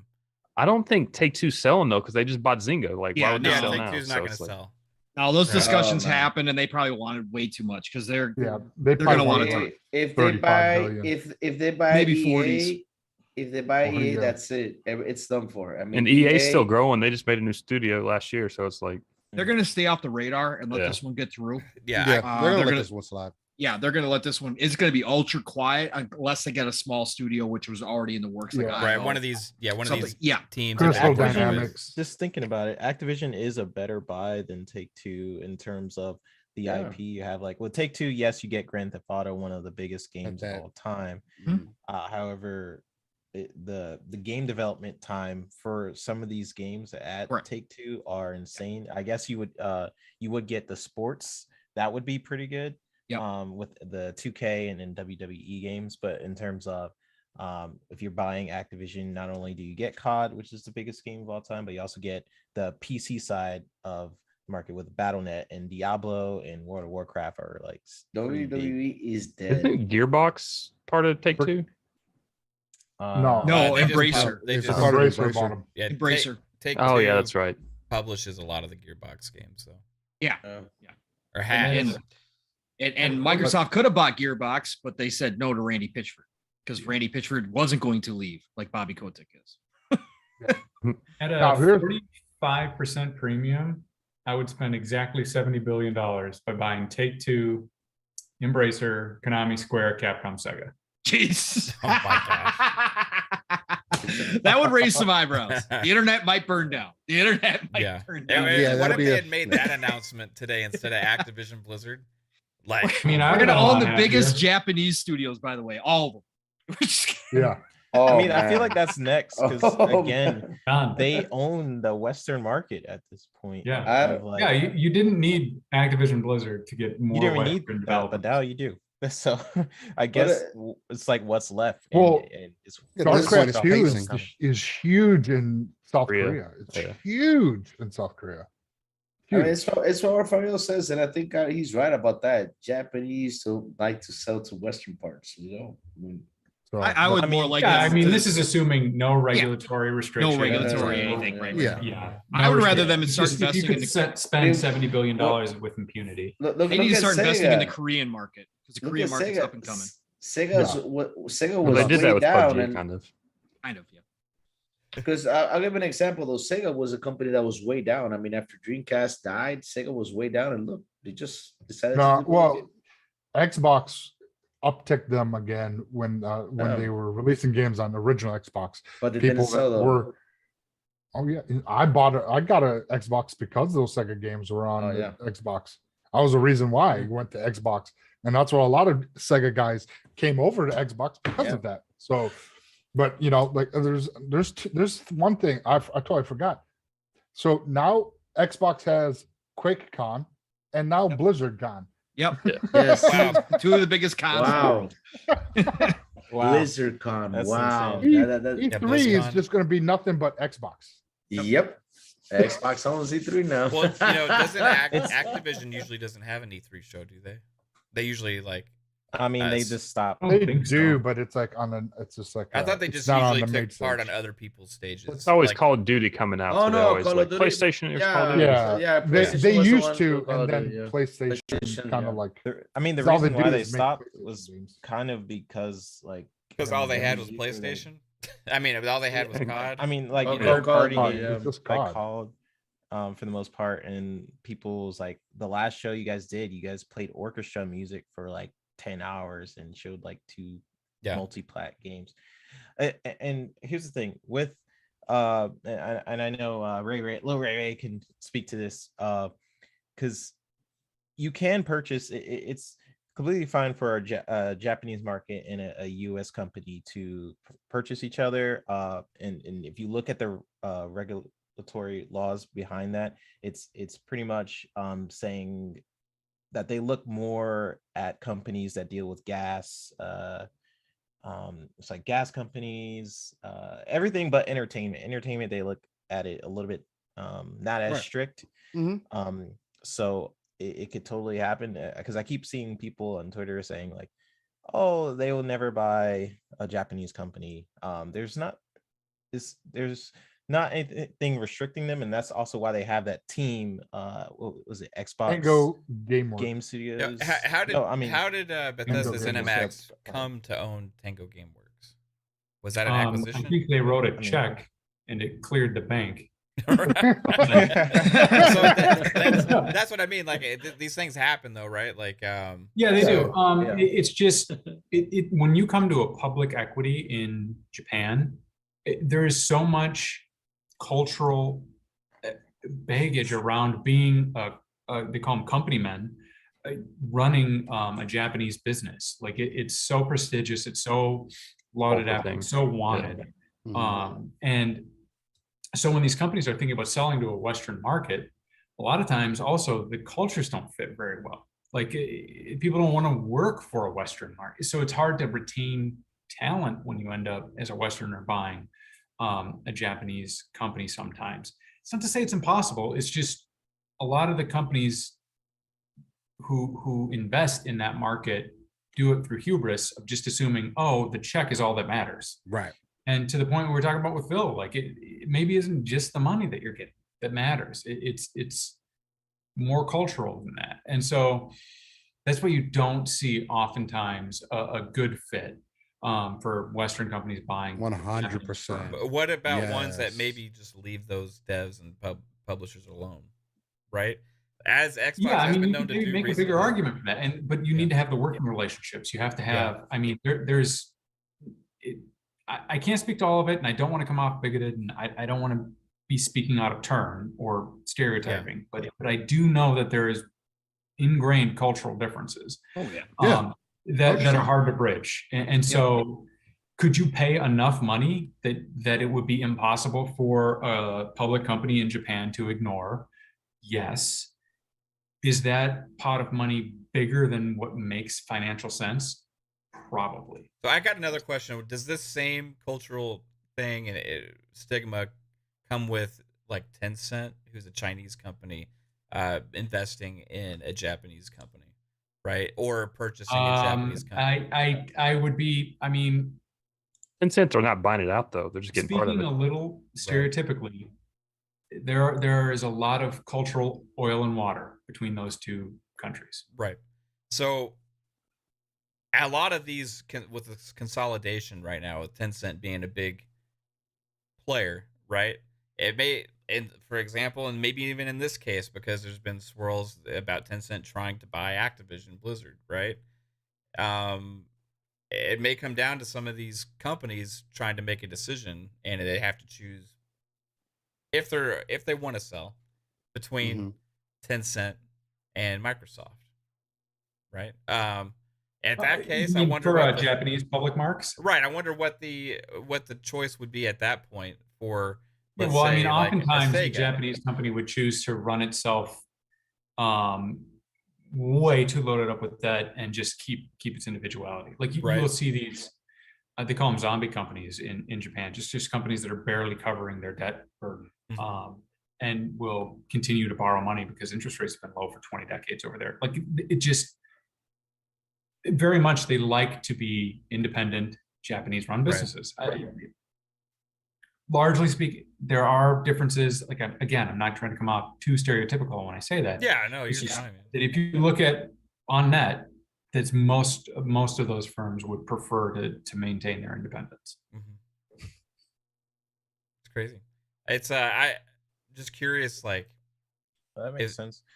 I mean, in terms of like the workforce over there with like example animation studios, they get paid not that much, but the profit margin between the workers and the people at the top are pretty different. So the culture is pretty different over there. And that's also why I think it's important for Phil to really invest in that other studio. I guess it's Global Publishing or something. It's like a external team that will deal with stuff like that will pretty much have teams like they have Xbox Japan, right? Basically building up that team. So when they do want to make acquisitions, they could really rely on that team to help guide them and actually talk to those developers and what the best way to go about it. They've done a bad job of in the past, which is like something that I think that with their like community outreach in these different regions and stuff, like trying to get like ingrained with their local culture. I think a lot of the Europe and Asia and stuff, a lot of the people have been disappointed in the past with how Microsoft has handled that.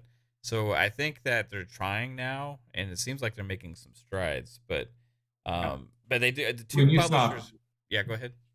I was just saying, you saw Sony really navigate that very well, right? I mean, they locked down the European market hugely, and then they didn't have much trouble, inroading in Los Angeles and building out a huge platform in America.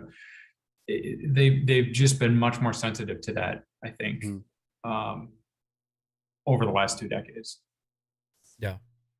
Two publishers that though I could ever potentially see, do we say it comes down to relationship, right? Is either Sega, because their partnership is very strong right now, right? I think, yeah. And then Namco Bandai, because they have a history of bringing out lots of games to Xbox. They've done marketing rights on several of their big games, right, for a long time, and bringing games to Game Pass and stuff like that. So if there was to be a publisher, something like that happen, I could foresee those two, just because of partnership-wise relationship. I mean, that definitely makes sense, and that's why Sega makes the most sense to me too. Because if that's really a foothold that you're missing out on, why not get one of the biggest staples and literally an entire space right there in the center of it all that has one of the bigger buildings, has one of the bigger presences, and then also, again, like you were just saying, Matt, you already have the relationship there with them, so it'd be nothing to kind of be like, this is Xbox Japan now. So, I mean, you could definitely. Also, Sega and Nintendo have a close relationship too. So maybe if Nintendo gets into the game of acquiring, maybe Sega goes to them. That's true. But not as big as Xbox though. Sega goes back to the Dreamcast. I mean, if you look at the Sega Series X, Windows CE with the Dreamcast. And then with the original Xbox, all those games. They're doing that whole new partnership now too. With the problem with acquiring Sega is that Sammy bought Sega already, and Sammy is. I mean, traditionally it used to be a much bigger portion of that business, because it had resorts and it had pachinko machines and stuff and such. It was really adversely affected by COVID-19, but I'm sorry, but it just, that business isn't just video games. And that often happens with Japanese companies too. You're buying. They could split off. Right. They could split. It could, yeah. I'm not saying it couldn't happen. It's just the people who are running it at the very top also have, come from the other side of the business too. So yeah, I mean, it happened with Konami too. I mean, look at it, right? Yeah, they're doing pretty like much Pachinko machines. So now they're trying to get back into the gaming industry, right, and making more plays with that.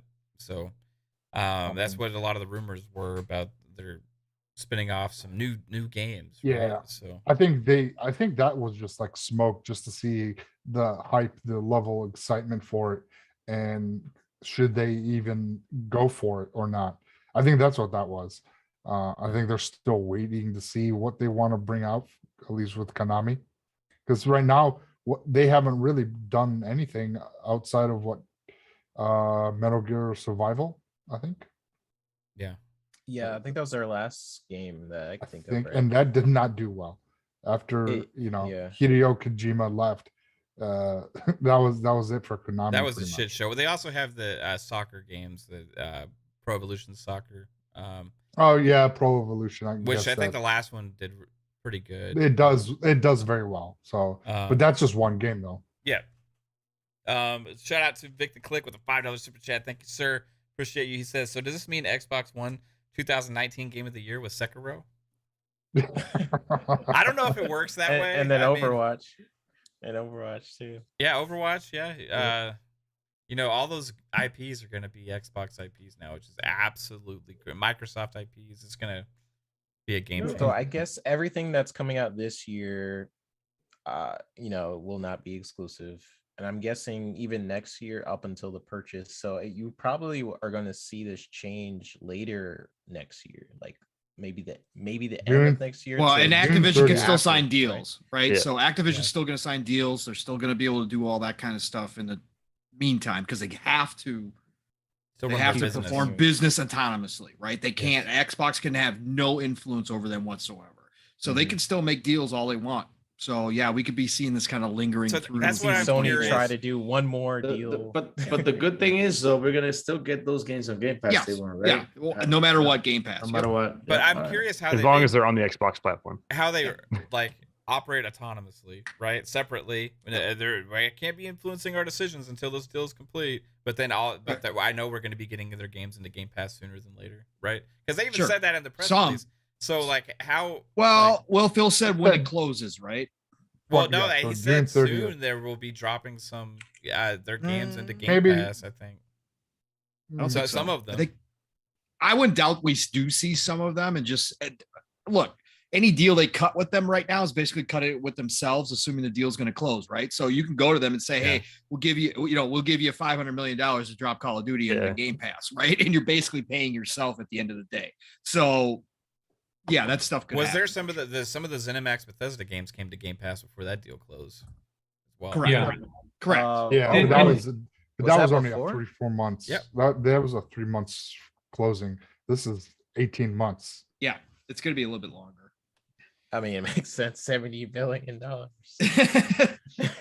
Right, but it's not done, right? And there is the idea that there could be some questions about it. So they do have to, because they have, again, any kind of influence whatsoever can be a deal killer, right? They can, like, anybody hears anything and like it could be really bad for everybody.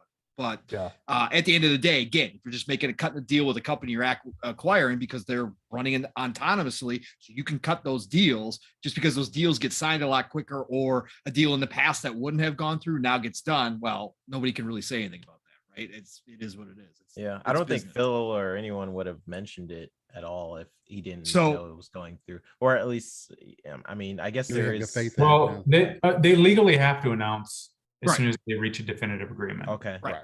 So it was reached over this weekend, maybe on Monday on the holiday. They signed some paperwork, and that's why we got the press release this morning. And I guess when did their board of directors probably vote on this? Yesterday? Probably. Yep. And from both companies. That would be my guess. Right? I can't remember. I don't know, but probably, because they have to announce it expediently. There's an SEC term. I think it's expediently or expedited, and it usually means within 24 hours. Mm-hmm. And so that's why sometimes you'll hear news leak like very soon before it happens. It's because they're preparing the filing with the SEC. A bunch of new people are getting their eyes on the fact that this deal is being consummated, and then it starts to leak. Mm-hmm. But they keep it really buttoned up. Like, why didn't we have any idea about this? It's because this was a material agreement that is going to move the market. And if people were out there talking about this, there are real legal, personal ramifications for being somebody who leaks this type of deal because of the insider trading laws in the United States. Yeah, Jez even said on Xbox 2 today that he didn't have any idea. He woke up and had to write an article as soon as everybody found out about it. And like the Bethesda one, he knew hours before and he had stuff prepared. But this one, nothing. Absolutely. Well, I think even in the Bethesda deal, I'm not even sure if Microsoft filed a 8K. It's a current report. It's a filing that you have to file with the Securities and Exchange Commission as soon as a material change in your business has happened. And I mean, you look back over all the years, like Microsoft bought 5 studios years ago and came to E3 in like 2018, 2019, and like, rattled off a whole shitload. And we had no idea because they didn't have to tell anybody.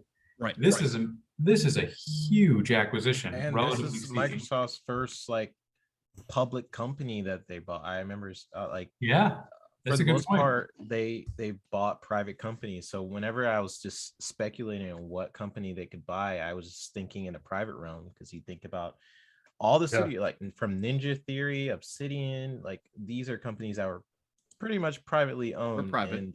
And this is a public one, so it threw a lot of people off, honestly. This whole shebang of Activision, it's insane. It's absolutely insane. So I guess from what you guys are saying, there is maybe a possibility that it could fall through with a $3 billion fee. If it does, okay. If it doesn't go through, they have to pay Activision $3 billion. $3 billion. Probably a breakup fee. They're pretty standard in these types of deals. That's big though. It's a big fee. Yeah, it's a big deal. Isn't that the price of Sega? It's just $3 billion. Well, it's almost half of what Activision made last year, right? Revenue. So that's pretty crazy. So their fee is the price of a whole company. Right. It's just a fun weekend for Phil. I mean, that's $3 billion. Yep. Yeah. I mean, Mav, Phil's exact quote is, upon close, we will offer as many Activision Blizzard games as we can with Activision Game Pass and so PC upon Game close. Pass. So they can't. Upon close. They won't next summer. Yeah. I mean, again, they could still technically cut a deal. Yeah. So to your point, Pong, you can still cut a deal, but like you don't want to cut a terrible one. Assuming that the deal is going to go through. Right. No, it would still be like a standard deal, right? But you're just assuming with confidence that you're going to be paying yourself actually. But would they be inclined to actually maybe make those deals now because they're being bought by Xbox, or can they not think that way? But also there's an inclination to wait because you don't want to pay the taxes on it. Right. I think this just opens it up to more so, hey, we'll worry about that. That'll kick in next year, the year after. Right now, let's work on everything else, because they still have to fill the library out for this year. What other deals are they going to create to help pull you in this year? I mean, is it going to be an Elden Ring? Is it going to be Dying Light 2 that they've also invested in also? Is what else is going to come out with that? And that's part of the bigger picture too, because I mean, why would you have to cut a deal with Activision now at this point? Let those deals run their course. It is what it is. If PlayStation wants to do one more thing with Call of Duty to have another DLC come out, sure, why not? It's not going to hurt. You're not doing nothing but lining my pockets going into the next year. So again, I mean, it just creates this conversation of now we're going to get into, okay, what is Microsoft, what does Xbox have to do to keep you invested throughout the year, to keep you playing? Is it cutting smaller deals with these different games and these different titles and getting your attention that way? Or is it kind of resting on your laurels at this point? And a lot of people have made the point at this point, because of Xbox getting all the flack that they've gotten since the beginning of 2013, when they started having these issues and everything, now it's more so about, okay, well, we're going to show you we have the games, we have the power, we have the library, the products, and the hardware to back up everything that as we want to move forward into the future of gaming. And how do we present that to you? Could it be VR at some point? Sure, but we have our competitors already doing that. And just like other companies do, we want to use Samsung and Apple as a main kind of stay on that aspect, where they copy each other, take the ideas from each other and reiterate to us and create that healthy competition so that we as the gamer benefit in the long run. Yeah, and it's getting harder to copy Game Pass is my whole thing. That's true. It is. It like you can copy Game Pass to an extent, but for the most part, what makes Game Pass unique is all the different exclusive games that are probably going to be in there in the future. And they just bought. I think Nintendo could do it if they wanted to. So Nintendo has the IP to do it for sure. All they gotta do is just make their new games day one, and they're competing. Yeah, I mean, but will they do it? I don't. Who knows? Because if they can continue to be number one, then they don't have a reason to do it. Yeah. It's kind of more so like Microsoft and Sony are chasing them versus, at least in the gaming space, to kind of make that solidify it. And more so, Xbox is more so in that space to really compete with them, because it's kind of hard to compete with a handheld device. And the only way to do that is with a phone if you don't have one yourself. So it's kind of, I don't know, or Steam Deck or anything else that kind of comes out from these other companies. You know what I mean? So yeah, accessibility. So I see Pong was about to say so. Where are you going to say? No, I wasn't gonna. I was just listening to Steele. So this becomes living split screen part 2 when I listen to him, because then I get in the mode of going back and forth with him. So I'm catching myself. Okay. That's all. Okay. I got another question for Ray before we get out of here. So the closing of this is supposed to happen June 30th, 2023, right? So we got like 17 months to go or whatever, roughly, or something like that. So the time, the articles that I read was saying, like, you know, Kotick and Spencer will work together to make a smooth transition, and then at that point the company will report to Phil, right? But this time period, this 17 months, like, with your experience seeing this stuff before, right? What does this next time period look like before that happens? Like, what kind of involvement is that transition period? Are they allowed to, like, kind of like talk to each other and figure things out, or is it like completely hands off? Yeah, I mean, the management teams can work together on like strategic integration plans. So you can kind of start thinking about, I mean, there's so much on the back end of a business like this, right? So like, you have to get your accounting in line. You have to understand what the controls environment for a public company is. So Activision is going to be reporting on their financial results, but you have to integrate that now into the Microsoft environment, and they have very different controls and probably even different accounting systems. And then you have to learn about, how do we integrate this data into our accounting software? So there's a lot of back end things that you can start doing, but you can't make business decisions for the other company, right? So you have to limit the scope of those discussions to certain sort of integration aspects, and you can handle like logistics better or worse, right? And then also, I think they only said we expect it to close in fiscal year 2023. So that's anywhere between now and June of next year. No. Their fiscal year 23 starts in, okay. So July 1st, it'll close anywhere from July 1st of this year to June 30th of next year in 2024. The Bethesda deal took, I think, 7 months to close fully. A lot of that is contingent on how much back and forth you have to do with the regulators, how much sandbagging the regulators do, right? So, or how poor your case is when you make it to them that you're not going to be limiting competition. And that's why they give sort of vague timelines. I wouldn't expect it to close all the way into June of next year. I would expect it probably maybe somewhere around November or December if things go smoothly with the regulators. Oh, wow. Okay. And potentially maybe first quarter of next year, so all the way through March of next year. That said, I don't think that you will see too many big deals. To Steele's point, like it probably behooves the company at this point to focus on investments outside of this deal now. Because if you're very confident that it's going to close, and I mean, everything in the structure of this deal seems to be that Microsoft's pretty confident they're going to be able to get it to close. If not without restrictions, with very minimal sort of concessions that they'd have to make. So I would expect radio silence for 9 months, and then I would expect this thing to hit the news wires on a Monday. Right. Okay. Yeah. Wow. I'm curious about the other thing. This is only January, and we've already had news of Ubisoft Plus coming to Xbox. Xbox is acquiring Activision Blizzard. We have games hitting Game Pass day one from Ubisoft and also now from IOI Interactive. As a player of the Xbox and somebody that's in the Xbox ecosystem, somebody that has a subscription to Game Pass, what else is going to happen in the next year? I mean, this is January. They're gonna have a good E3.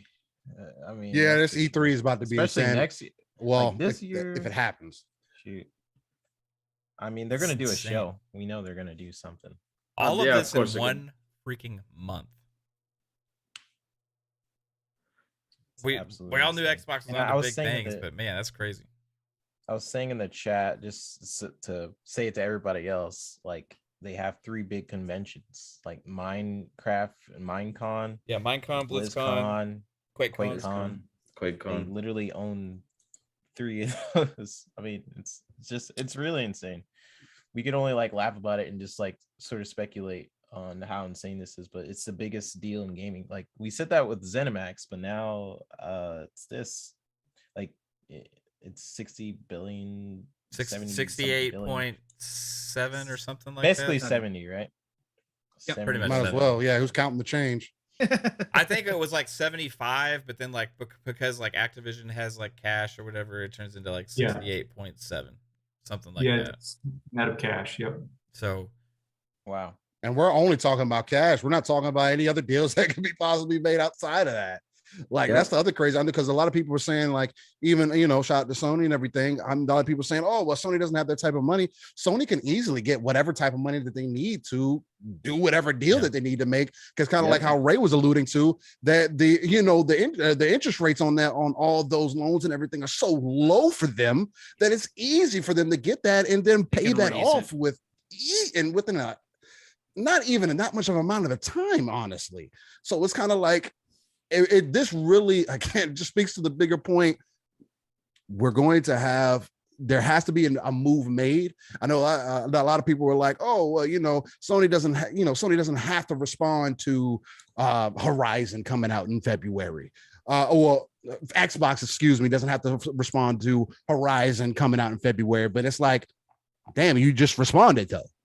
You know what I mean? Still, like, do you think they go out and close the deal for Square Enix or something like that? Or you know what I mean? Like for Sony at this point, is that feasible? Like, is that something that Sony could pull off? Because I mean, you're looking at what it says, market cap of 5.6 billion or something like that. So yeah, is that possible for Sony to pull off, Ray? I think it's more possible than anything else. I mean, the only thing about that though is that what if Microsoft comes in and gives you a deal that you can't refuse?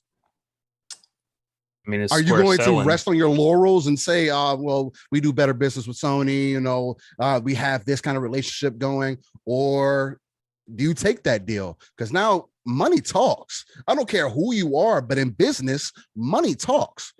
And I mean, your relationship is cute and all, but it's cute. They have some ways around it. So to your point, money does talk, but you can build into these deals some things called like poison pills. So like breakup fees, they're just so astronomical that it becomes prohibitive for another company to bid. Yeah. True. That said, it's possible for Sony. You're absolutely right. Like they could take on debt and acquire something. They could use some of their own stock. Outside of I think I looked, they've got 2.65 trillion yen. What's that in dollar? No, it was rep. 13 billion in cash. Okay. So I mean, it's not like they have chump change. I mean, they got a lot of money. Yeah.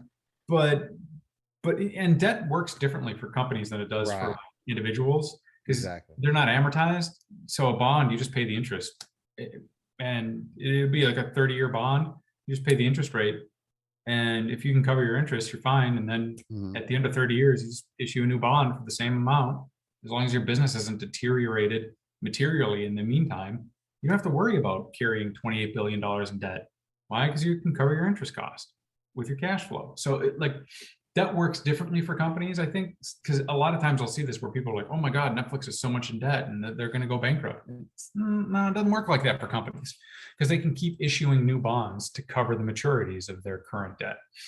So Sony does have a lot of flexibility. And I wouldn't be surprised if they aren't calling up all of their friends across the island.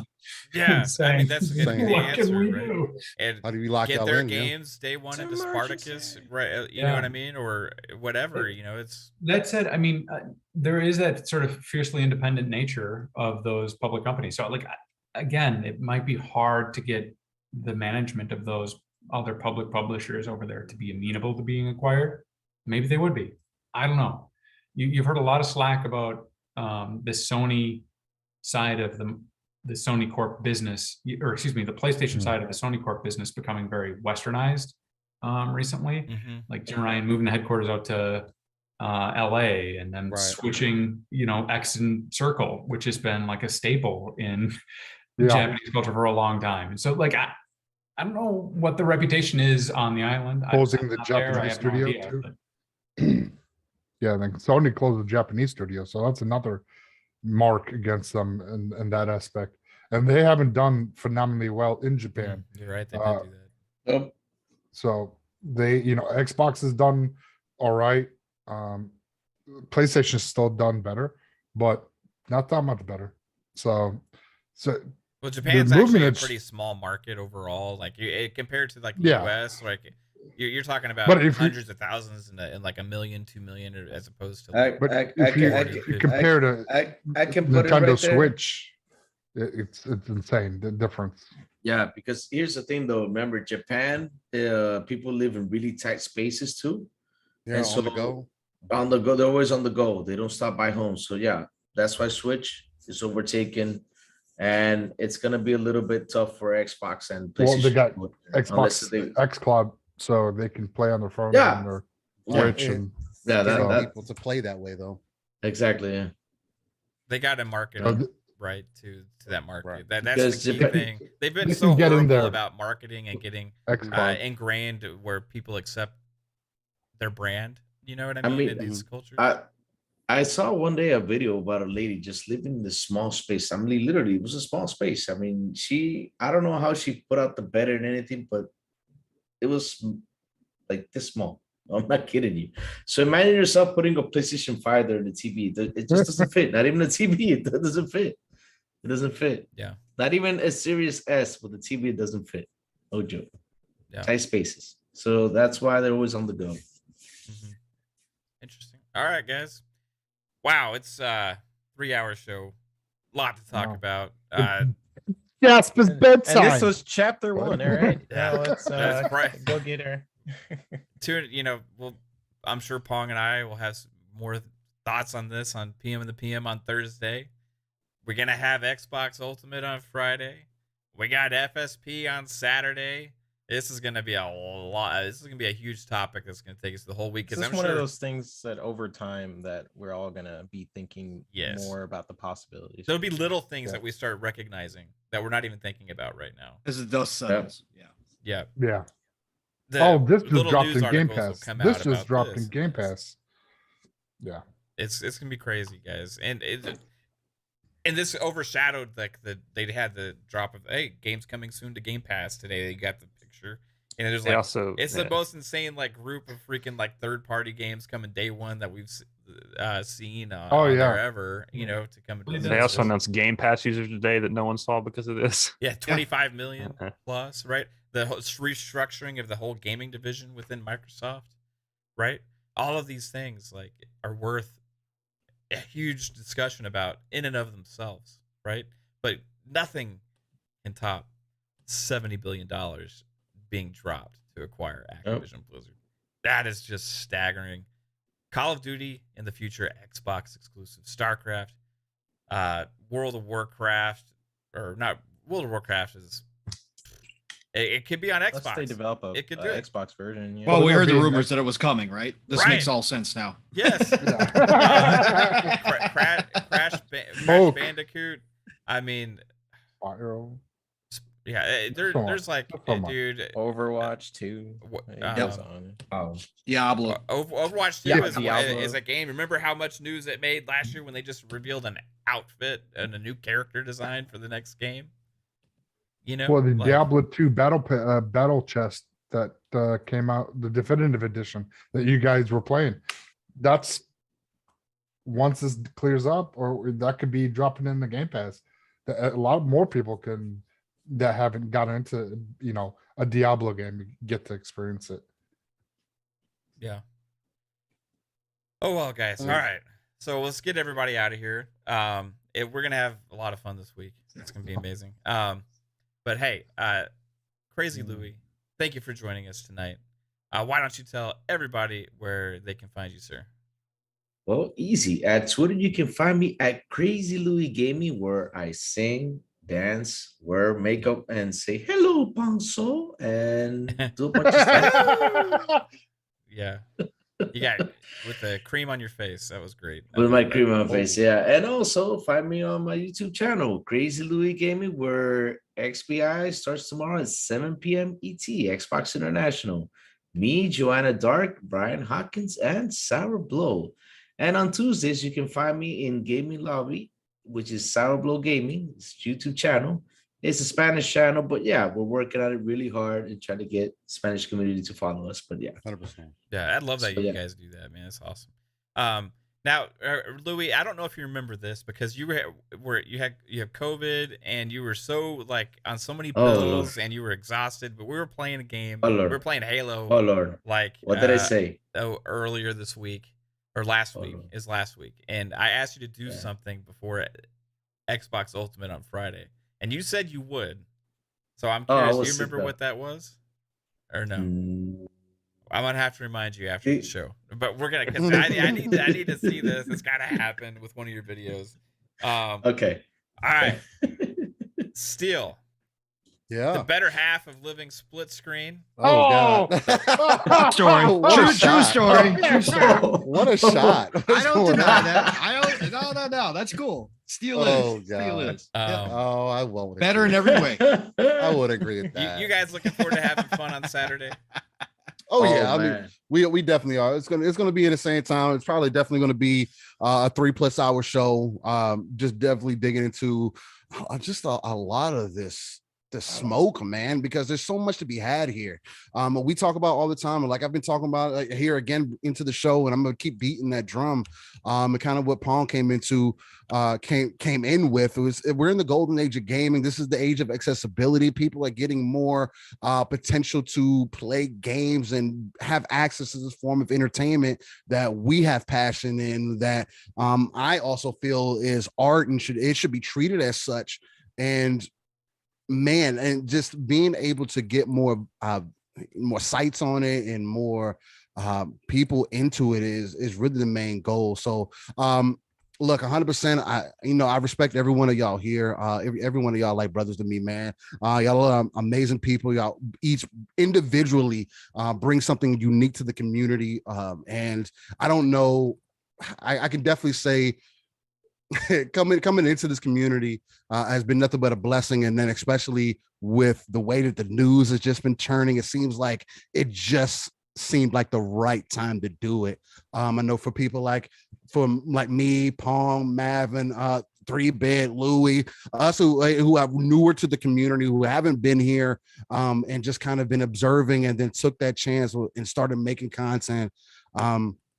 We're just in an amazing space, and we as gamers are doing nothing but winning, man. But yeah, with that being said, though, yeah, you could definitely find us Saturday, 9 a.m. Central, 10 a.m. Eastern, 3 p.m. UK time with Living Split Screen, where we give you that live, raw, and uncut energy to get your weekend started. And we're a non-console centric platform. Again, everything within the gaming industry is important. It's not about one particular piece of plastic over another. It's how can we move the community forward to reach the 3 billion plus gamers who are actively gaming. We're currently capped out within that 500 million, and it's sad. And if we want to see the industry grow, we want to get the better games, we want to get the better experiences. You see the types of moves that have to be made and the type of money that has to be spent to make those things happen. And that's an exciting thing. So much love to everybody here. Many blessings. Again, shout out to Spooky for sure for waking up, man. Hopefully that continues to go well. Yes, I feel like I speak for everybody on that. But man, this was an amazing time. And I appreciate you for inviting me, man. Yeah, dude. Every time, love having you here, bro. Part of the family. And a guy that whenever something crazy like this happens, like he gets a call and said, "Hey, are you busy?" He said, "Yeah, I got meetings until 7:30." I said, "Okay, we'll go live at 8." Right? Because I just love having your knowledge as part of this. Because I mean, a lot of us, like, we speculate, we talk about this stuff, but you bring about like a knowledge of how things actually kind of work with this stuff, and like numbers and analytics and data and stuff. So thank you for being a part of this show, Lil Ray, and tell everybody where they can see your articles and all that kind of stuff, man. Well, man, obviously, thank you so much again for inviting me on. You've been one of the most welcoming people in the community. It's just been a lot of fun chatting with everybody. And then panel members, 3 Bit Crazy, Steel, Psycho, Jasper, Pong. Great chatting with you tonight. It was a great way to spend 3 hours on a Tuesday. Tell you what. Yeah, 100%. But I'm on Twitter at CMBR_Ray, and I write for lordsgaming.net periodically. Unfortunately, less than I'd like to currently. But love those guys. Over there. Yeah, you can catch the Lords podcast every Sunday. So those guys are doing great. It's a volunteer group of people who are writing for the website and producing content, like the Lord's Minute. The key point. Just a great group. And so support them, hop on the Patreon. It's been a lot of fun. But again, thank you everyone for having me on and chat with me. Yeah, that's awesome, man. Again, there's not a lot of guys that are able to speak about this kind of stuff like you can. So definitely have an open book anytime you want to come on here and talk games or analytics or whatever, you know. Appreciate it. Jasper the Realist. You weren't really a downer tonight. Gabby Downer. Whatever. It's lore master now, guys. Get it right. You're right. You got a lot more lore to learn with all of these. Like, you got to be a Warcraft lore master now. I'm gonna go with Horde versus a lot. I don't know. Horde all the way. Let's go. But you can check me out at Jasper_Gaming_ on Twitter and Jasper Gaming on YouTube. Yeah, I just kind of play whatever's out, what I want to play at that time. So that's what I do. Cool. Right on, man. Yeah. Your channel's growing, making some great content, and yeah, check him out. He's actually good at games, guys. So if you want to watch skill-based gameplay, watch Jasper. Don't watch me. You want to watch a jackass having fun shooting the shit while I play? Come watch me. That's not Jasper. He actually takes it seriously, knows what he's doing. If you want to watch somebody to look at the sky, watch 3 Bit Gaming. Yeah. Yeah. Or shoot at his teammates because he's had too many margarita broccolis and stuff like that. No, Broccoli margaritas. You gotta do what you gotta do. Yeah. Yeah. I hear tap on the shoulder. Besides shooting in the sky when you're looking at skyboxes and shooting at your teammates because you've had too much to drink and stuff, 3 Bit. Tell everybody about your 3&Z and the new stuff you just did yesterday and what content you have coming on your channel. So me and my sister was just talking about some of the stuff we do, and we've been wanting to do a podcast for a while, and we usually are awake at really weird times, so or are working like pretty late. So we were talking on the phone. We're like, hey, let's do a podcast in like an hour. And so I set it up and did the show 3&Z, and it's basically me and my sister just talking about things in the industry, or whoever's in chat who has any questions for us. And so basically I'm animating Master Chief catching a table, catching a table in the last episode while she's drawing.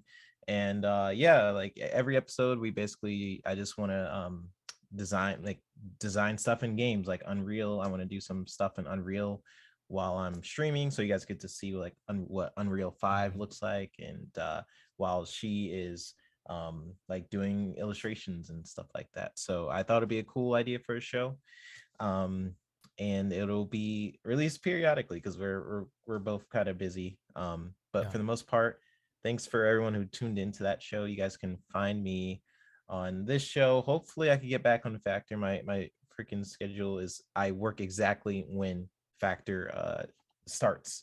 That's just tragic because I'll be in the chat. I'm like, but hopefully I could get back on the Factor. I'm on Xbox Ultimate, so you guys could see this show Fridays, 9:00. And besides that, on Twitter, you guys can find me at i3bit. Appreciate the show. It was huge waking up to it. It's a moment in gaming. This is what Pong would say, a golden age in gaming for sure. It really is amazing what we've just witnessed today, and I'm glad I get to talk about it with you guys. So thank you. Yeah, heck yeah, man. Mellow fellow from outer space who's been living on a high today with all this news. Psycho, where can everybody find you, sir? Yeah, I just want to say thank you to everyone in the chat that came out. You guys are amazing. It's been a crazy freaking day. Want to say, Spooky. It's awesome to hear that you pull through, brother, and hopefully we get to talk to you soon. And can't wait. But yeah, you guys can find me everywhere. Psychonaut on social media on Xbox. You can find me Wednesdays on Fun Pop. That's tomorrow. Not today, right, Matt? Not today. Tomorrow. Yes. I keep getting Tuesdays and Wednesdays mixed up, guys. I'm sorry. I think I did the same thing last week. You did. I think so. Probably. I don't know. But 7:00 tomorrow on Fun Pop, and Fridays 9:00 with the Great Eight. I think is that what we're calling them. Yeah. I don't know. But Friday is 9:00. Come check us out. It's a great time. That's when the real fun starts, is on Fridays. And that's it. Yes, sir. Friday's gonna be a blast again. We'll do this all over again on Friday. It's gonna be crazy, but we'll take it in another direction as well.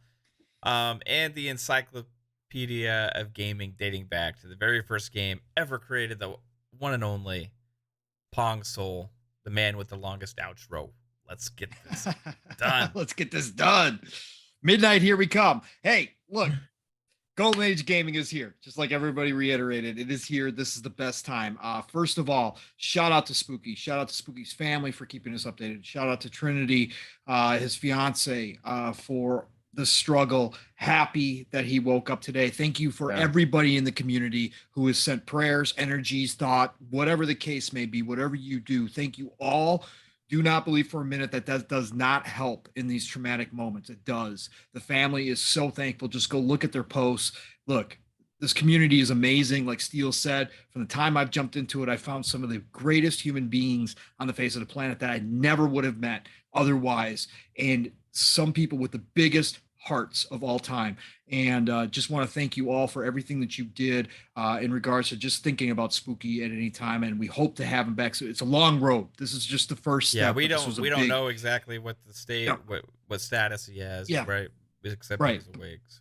But he's awake, and this is the first big step. So just keep those thoughts and prayers going, because he's going to need it. It is going to be a road ahead. They've also, for anybody who doesn't know, he was attacked. They have caught all 4 attackers now. Actually, his ex who actually got her boyfriend and 2 other guys to go do this to him. They've got her now as well. They could not find her. They're all in jail awaiting, obviously, the next process. But they got them all. So again. Good.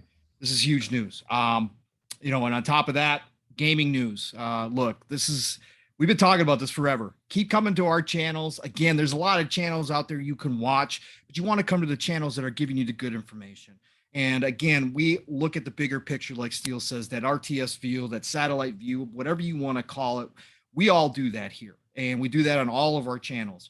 And we try to give you guys the best information. So just buckle up, come back, hear us out. We think outside the box. We don't sit in our bubble. Even if we have a preference, we don't do that. And on any of these shows, we are looking at the big picture of this industry. This industry is crazy to be in right now. So happy to be here with all of you brothers. It was an awesome night to come home to and be able to do this.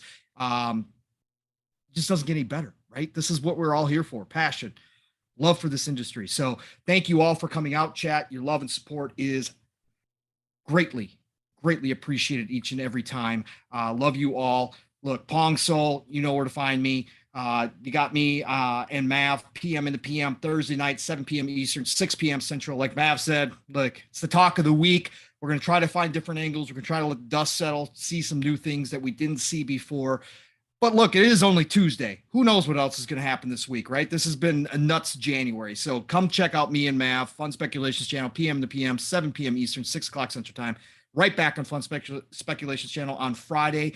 That is obviously Xbox Ultimate, 9 p.m. Eastern, 8 o'clock Central Time. Saturday morning, my hype man already did all the work. My better half, Steel Rain, he already told you, but Living Split Screen Saturday mornings, 10 a.m. Eastern, 9 o'clock Central Time.